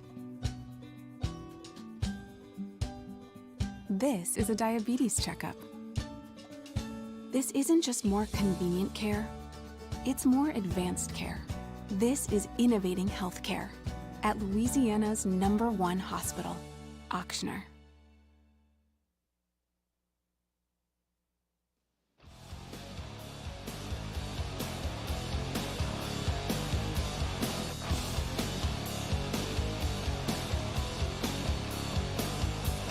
After further review with Matt Moscona, presented by the Aesthetic Medicine and Anti-Aging Clinics of Louisiana, Baton Rouge, Lafayette, and online at theantiagingclinics.com. ESPN Baton Rouge, New Orleans, Alexandria. Been a really good show. Remember, if you miss anything, AFR On Demand presented by Brett Golf. You can catch it on the Watch 104.5 ESPN YouTube channel. Or, of course, you can always listen on demand, iTunes, Spotify. Just search After Further Review, subscribe up, and you'll get all the podcasts hour by hour of the show. You can listen on demand. While you're there, make sure you subscribe up to LSU Daily as well. Daily LSU podcast that I do about 20 minutes or so. If you love podcasts, you want daily LSU content, you can get it there. Just search for for LSU Daily, however you get your podcast. Saints fans got pretty good news on Thursday. Last year's first-round pick, Peyton Turner, tweeted that he has been cleared for training camp. He wrote, "It's been a long road to recovery. I had a pretty major shoulder surgery last November and didn't have quite the rookie year I wanted. But shout out to everybody that stayed down with me and helped me get to this point. Blessed to say I've been cleared," all caps. So Peyton Turner, I know we've talked about him a good bit here in this offseason. I think he is a major X factor for the Saints this year. He was the 28th overall pick last year. Says he's been cleared. Veterans report to camp on July the 26th. Turner played just 143 snaps in his rookie season defensively. Played in just 5 games for the entire season. Had just 12 tackles. So Penning is a first-round pick, of course. Chris Olave is a first-round pick, of course. But it's almost like you're getting a third with Peyton Turner because you really didn't get anything out of him in his rookie year. And when you're looking at someone to complement Cam Jordan, to replace the production that you lost with Trey Hendrickson going to Cincinnati, Peyton Turner was supposed to be part of that puzzle a year ago, and you didn't get it because he wasn't available because of injury. But he's back, he's cleared, and let's hope he stays healthy and has a really productive year. Even without Peyton Turner, though, the Saints' defense was exceptional a year ago. And that's one of the reasons Cam Jordan and others are very high on this team this year. Cam Jordan was a guest on Sirius XM and talked about how the defense was able to help the team win games a year ago. Drew retires 2 years ago, leaving the team such a monumental piece that you can't replace. But if we found those last 2 seasons he was part of the Saints, he was missing 5 and 6 games respectively for different injuries. We were still able to win at such a high clip that our confidence was boosted through that roof, and realized that, defense can not only sustain games or win games because of us, as well as we can win with a multitude of quarterbacks. I mean, that confidence is unreal. They were undefeated with Teddy Bridgewater the season that Breeze sprained his thumb on Aaron Donald's helmet. We saw Taysom Hill win games. We saw Trevor Siemian. I mean, it's been a thing, y'all, but they found a way. Now, the big X factor is no Sean Payton.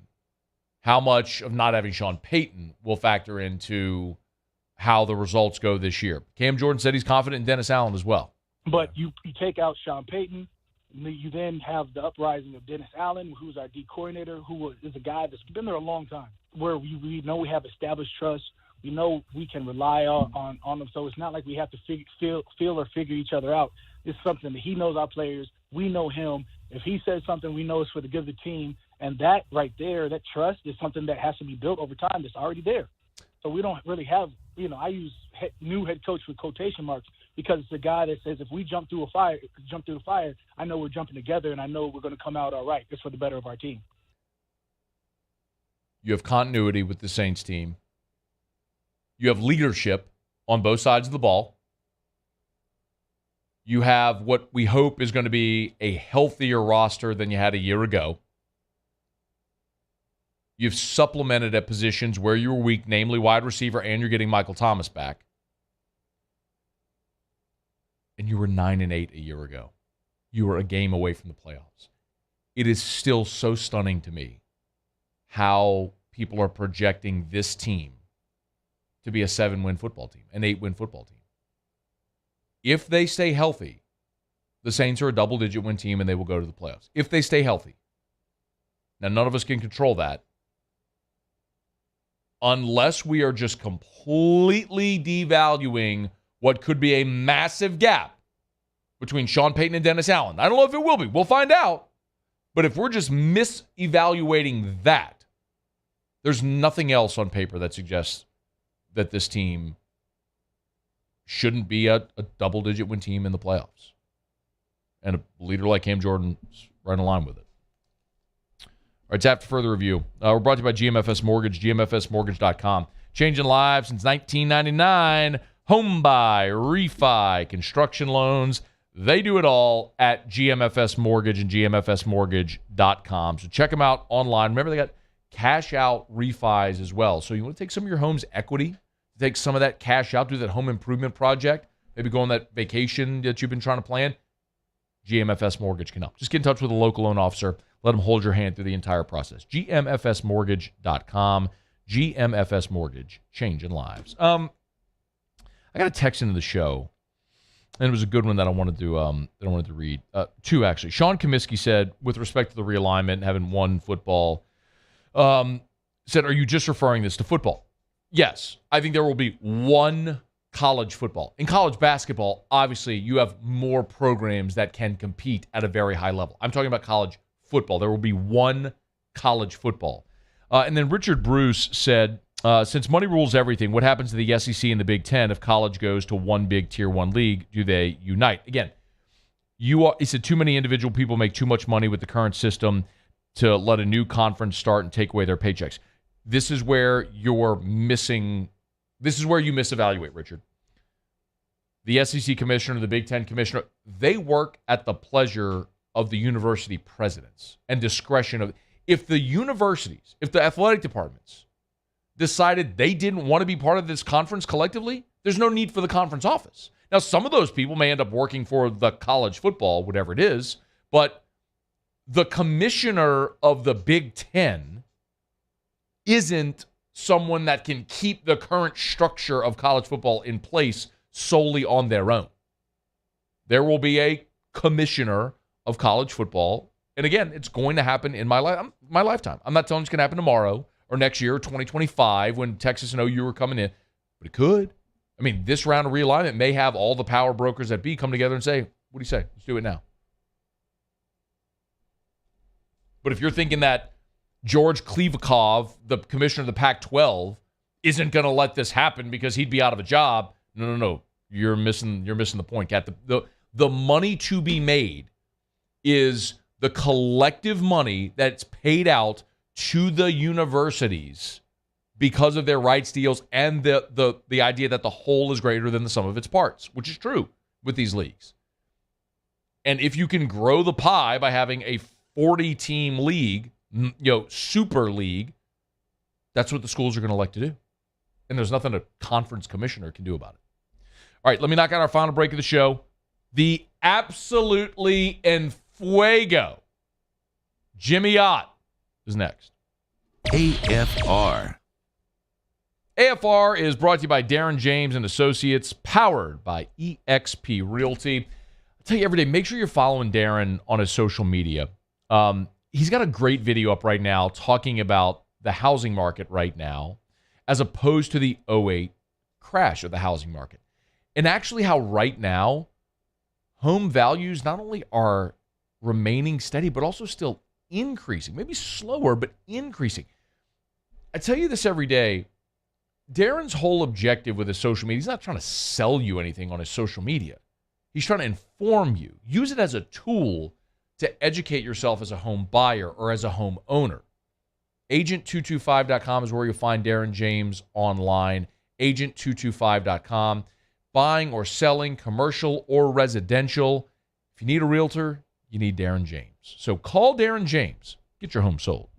Think real estate, think Darren James. There it is, the extra mile, on the border of expected and extraordinary for those willing to go further, like vans customized for work or play, with safety and tech to keep you connected, supported by a 5-star sales, service, and finance team, and backed by the 1-star you know. So go the extra mile. It's never crowded, because so few have what it takes to go there. Mercedes-Benz Vans. It's no secret. The best oysters in Baton Rouge are at Jolie Pearl Oyster Bar. Enjoy mouth-watering South Louisiana flavor and oysters from all over the country. And don't forget our nightly drink specials.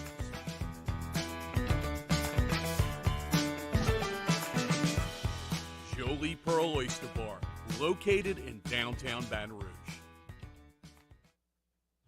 Eli's always been into grilling. It took us a while to see it, but the signs were there. What are you doing, Eli? I knew grilling was my thing. I have been talking about it throughout my career. Happy with the results? I am. Got the new grill from barbecueguys.com. It performed great.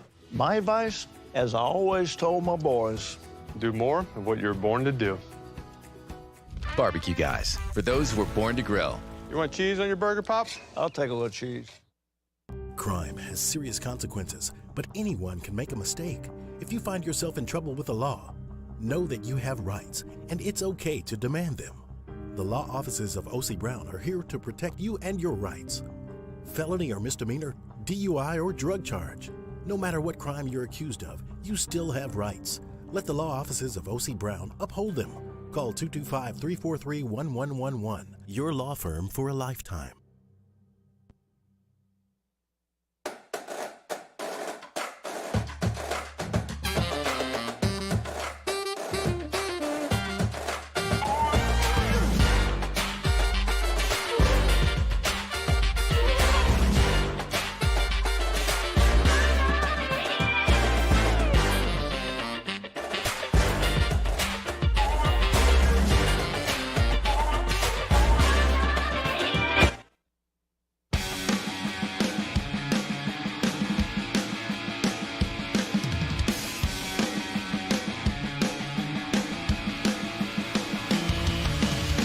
After further review with Matt Moscona, presented by the Aesthetic Medicine and Anti-Aging Clinics of Louisiana, Baton Rouge, Lafayette, and online at theantiagingclinics.com.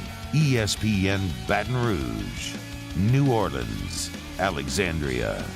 Down the stretch, we come final segment here on a Thursday edition of AFR, presented by the Aesthetic Medicine and Anti-Aging Clinics of Louisiana. One thing left to do. Let's find out what we're betting on tonight. Time for Otter Locks. Otter Locks, presented by Bocage Barbershop in Bocage Village, serving the Bocage, Goodwood, and Town Center area since 1959.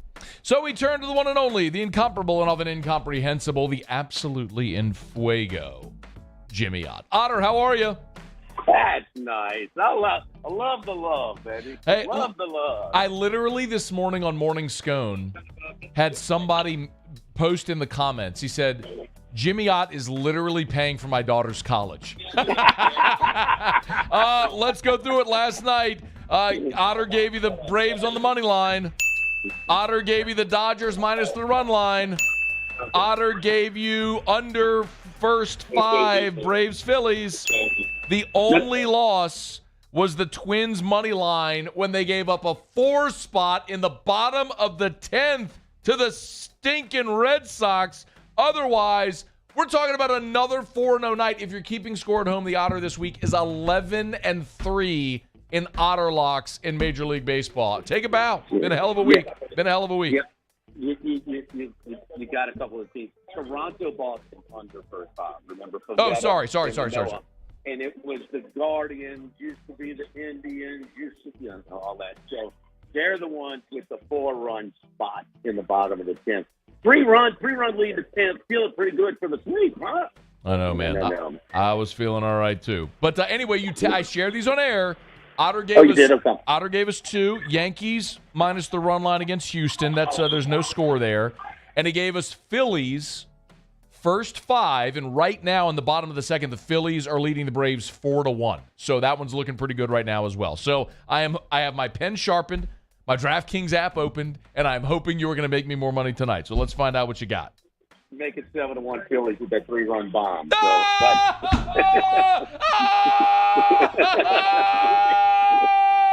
When you're hot, you're hot. That makes up for the Didi Gregorius 4-6-3 double play, but Didi forgot there was only 1 out. He just held on to the ball. You can hear the Philly fan going, "He got 2 outs now, Didi." All right, what else we got tonight, man? All right, we love the Musgroves, right? Okay, yes, of course, the Roto-Rooter stinky line. No, Joe Musgrove. My bad. Yes, indeed. Real good pitching matchup for Musgrove against the Dodgers. He's been really, really good. Remember, he had the no-hitter last year. He's a local boy from El Cajon, and El Cajon used to go to Camp Del Mar when he was a kid. But anyway, 8-1 on the year, 2.1 year. Dodgers are throwing Mitch White. I mean, just kind of down the line pitcher for them. And coming back plus money. You look it up, plus 20, something like that. But wrong team favorite in this one. We're going with the Padres plus the money in that one. Padres money line, okay. And gosh, this team is just you can't get away from it. The Pirates are a little plus money as well. So I'm taking them. They're not bad, man. They're not bad. Brubacher's numbers are getting better. He was horrible. The 1-7 record really attracts a lot of fade action from people that just look at the record. But, I mean, this game should be at a pick with plus money. We're going to go with Brubacher in Pittsburgh there. So Pittsburgh and San Diego tonight, in addition to. So you put out the Yankees in Philly? I did give them out. They had just started. So I said go live bet. I mean, like both had just started. So you could live bet it and still get the same odds, which is what I did. Yeah. 1 minute remaining. They just got the run. So Aaron Nolan, low run support, huh? How about it? It's about time. I mean, you got a guy with a sub-3 ERA is 4-5 on the season. Can we score a run for the freaking guy? I mean, what are we doing here? His last 4 starts have been phenomenal. He pitched against his brother in Petco last Friday night, and I mean, lost 1-0. I mean, he's been really. He was kind of inconsistent early, but he is in a groove right now and should not have given up a run early on. So the Moscona, the 4th of July weekend. You say no bottle rockets in my yard, please. I will not. I will. or your neighbor Kevin Gosman's yard either. How about that? All right, you at Jolie Pearl tonight? Yes, indeed. Right. Jolie Pearl, baby, downtown. Thursday night, Jolie Pearl. Game Time with Jimmy Ott follows us in Baton Rouge. If you're not in Baton Rouge, online at 1045ESPN.com or the Game Time with Jimmy Ott Facebook page. Thank you, Otter. Did you hang up on him? Alondra Pauly, thanks. See ya. AFR. As we get on down the road, remind you about the Williamson Eye Center and Williamson, EYE.com. If you want to see 2020, call 924-2020. This isn't just a paid endorsement, and I'm telling you, Dr. Blake Williamson, he operated on me. I trusted Dr. Blake Williamson. I am a patient. One of my big concerns with LASIK that I had for a long time was putting a laser on my eye. That was one of the reasons for a long time I didn't have LASIK. And when I met with Dr. Blake Williamson, he explained to me how LASIK is actually the safest elective procedure in the history of mankind. I get to watch a LASIK procedure. You can do that if you want. Anyway, whatever fear, whatever reservation you may have, it doesn't trump the ability to see 20/20. Look, if you got perfect eyesight, God bless you. But if you're like me who genetically got bad eyes, there's a solution. It's at the Williamson Eye Center. 924-2020. 924-2020 or WilliamsonEYE.com.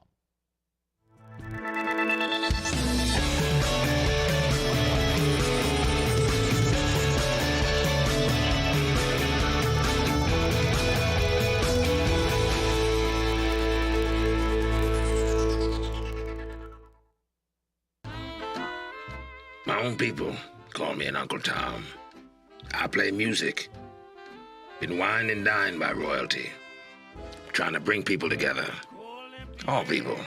But regardless of all that kind of stuff, I'm still Louis Armstrong. Here's the man you're waiting for, the king of jazz, Louis Satchmo Armstrong.